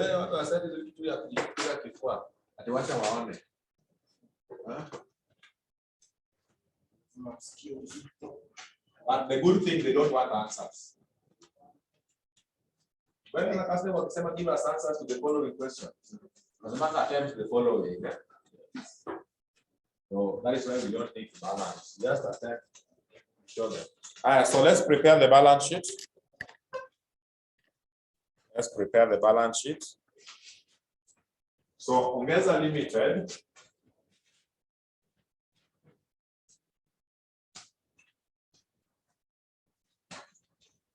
Statement. Actually, I could have written opening or revised.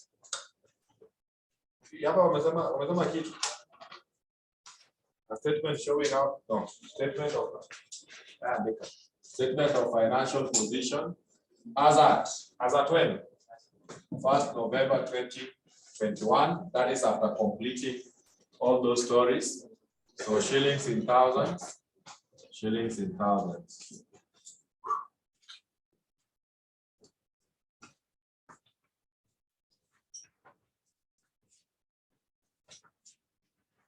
Non-current assets. Non-current assets. So take the taken over values. Allow me to start with. So unaenda kwa ile yao, not taken over but revised value. Go to that one of theirs. The one which was not affected, you leave it. The affected ones, you take the adjusted value. There was land. Land was how much? 8. Start adding. Let's start for calculator 8 plus buildings. Buildings was adjusted to what value? 5. Machinery. Machinery was adjusted to 2. Then intangible assets, investment sold, goodwill, patents written off. Sure. So we only remain with these two, those 3. That is 15,000. 15,000. Current assets. Life is now easy here. Inventories. Inventories was adjusted to 64. Receivables was adjusted to 36.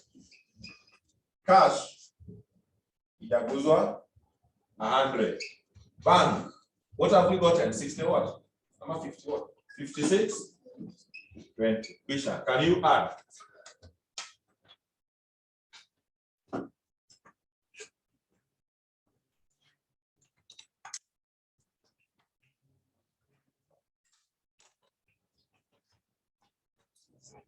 Eh? 15, 7, 20. Give us total assets. 30, 720. Equity and liabilities. Equity and liabilities. Ordinary share capital. The one we got, we did some adjustment. What did we get?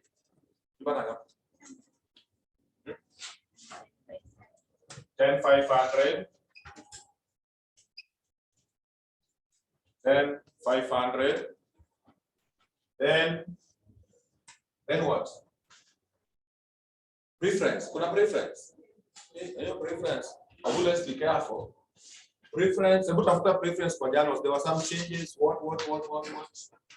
Journal number 3. It's even there only. So in journal 3, we eliminated the 10%. Then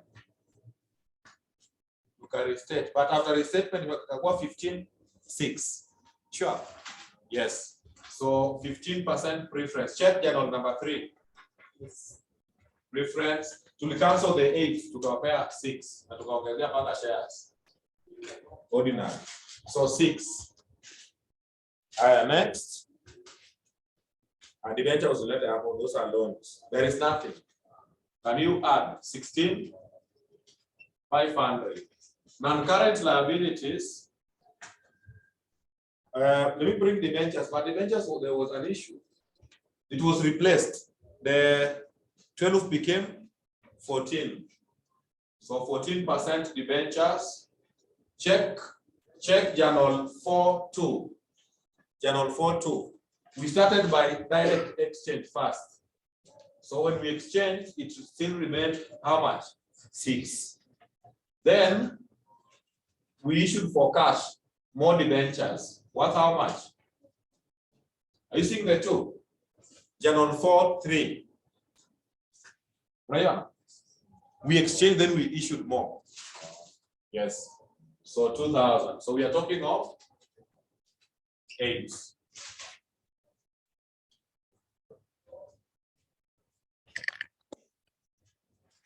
Next,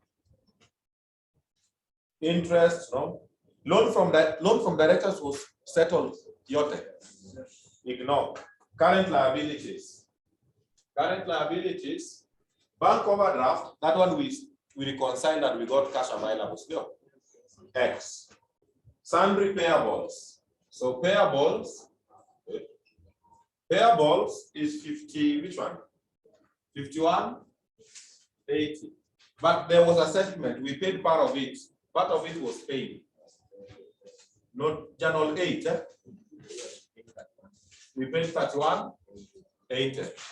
So 51.80 minus 31.80 is likely to be 2,000. Something that is not adding up. Kuna kitu tumeacha? Is there something we have left? What is that? Oh, share premium. There was share premium. Is why you will be featured to get honor. Note. Oh yeah, journal 2.2. In journal 2.2, there is share premium 15. And in the books, was there share premium? No. Now, is there any other share premium apart from that one? No. Then under equity capture for me share premium. Insert it somewhere. Share premium, it is how much? 15. Capture share premium at 15. Yeah. There was a capital reserve. Unakumbuka tukifanya capital reduction account? When you were doing capital reserve, when you were doing capital reduction account. When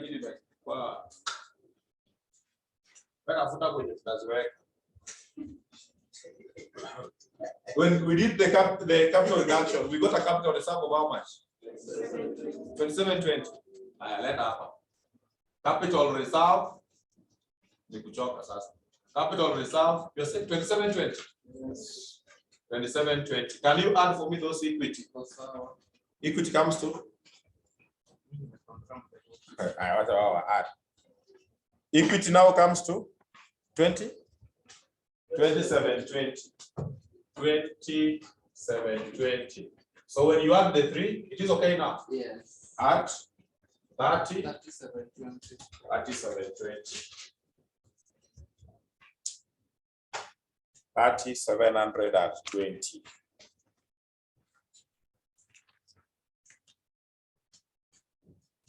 Okay. Then, there is another part of the question, part C. Part C. So I'll make a message, sum up within 5 minutes.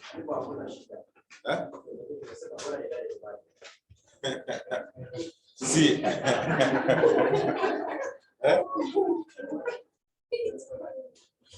See, tunamaliza. See, because it is 2 marks. A statement showing how the anticipated profit under the new arrangement will be distributed to the various providers of capital. Which profit are they anticipating? Check note number 10 of the question. It is anticipated that under the new arrangement, the net profit before interest and tax will be 5 million per year. There will be no tax liability related to the company for the next 5 years. So they are asking you, this profit of 5 million, how will it be distributed to the providers of what? Capital. Providers of capital are 3. We have ordinary shareholders, preference shareholders, and debenture holders. So what the examiner is asking you, when there is profit, how do you rank? Who comes first before the other? Between ordinary preference and debenture holders, who should be paid first? So right there, statement, you can call it statement of profit distribution. Statement of profit distribution. Statement of profit what? Distribution. So, fine. What was the anticipated profit? They were anticipated profit. No, sorry. Anticipated profit. Anticipated profit before interest and what? Tax. PBIT. PBIT is also known as the operating profit. So if they say operating profit, that is profit before interest and tax, which in finance you call what? EBIT. So, yes. Earnings before interest and tax. That is an operating profit. They have said it was how much? 5 million. So we want to start distribution. First of all, here we have 2 people. We have debenture holders who are interested in interest. So you pay interest first, then you pay what? Tax. Then you come and make shareholders happy. Shareholders they will preference and ordinary. So less interest. Interest, check currently. Debentures. Debentures imeshakuwa 14%. Check for me under non-current liabilities. I've deleted here. So it is 14%. The total value of debentures should be 8,000. 8. Check non-current liabilities. 8. So the 6 plus this 2. So 14 times 8. 1120. Subtract, then you get profit before what? Profit before tax. So profit before tax is 3880. 3880. You less tax. you less tax, but imesemekana hawana tax for the next 5 years. Ama? Yes. They have said there will be no tax liability. Otherwise, if there was tax, I would tax the 38.8. So Rigia examiner. If what? Kama ingekuwa. Therefore, profit after taxation will be 38.80. So we have two to be paid, ordinary and preference dividends. Which one comes first? Preference. So less preference dividends. Can you check for me the balance sheet? It is 15%. 15% times 6.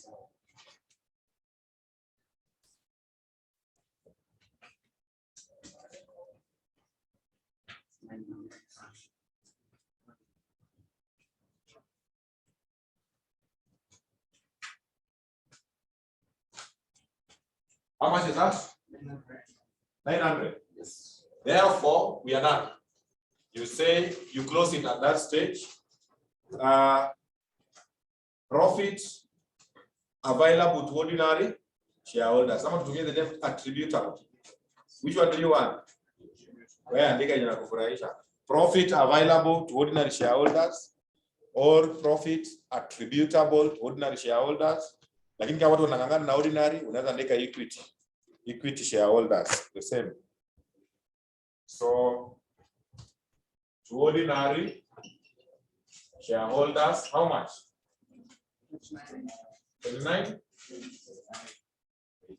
Full stop.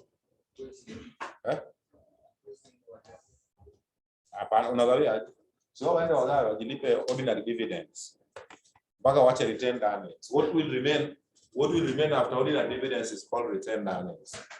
Right for me down there. Amalgamation, subtopic. We are done with the internal reconstruction. So that is sufficient. Yes.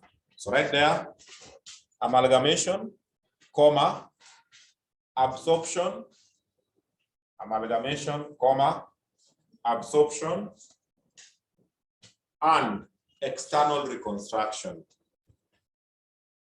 Amalgamation, absorption, and external reconstruction. Sawa. Tupatane next weekend, God willing, for that fellowship. Tutamaliza kweli. Yo tunaweza, what I will do tutafanya you can do 2, then you ingine tufanye na individual classes. Then that is okay. How many Sundays remaining after this? 3. After this? No, 31st excluded. Huh? Yes. 3. Leonie? 3rd. So 3rd, 10, 17, 24th. So we have 3. So your next ya kufanya external. Ikibaki moja tunamaliza kwa one individual classes. So your next external. Then the remaining 2 EPS. Individual class tunaenda pole group hatuna bio, but we are finishing very soon. Next week but 1 cash flow. Then to find impairment now individual classes. Theory is ready. I will share. Unakuza kweli? No. Haya sawa.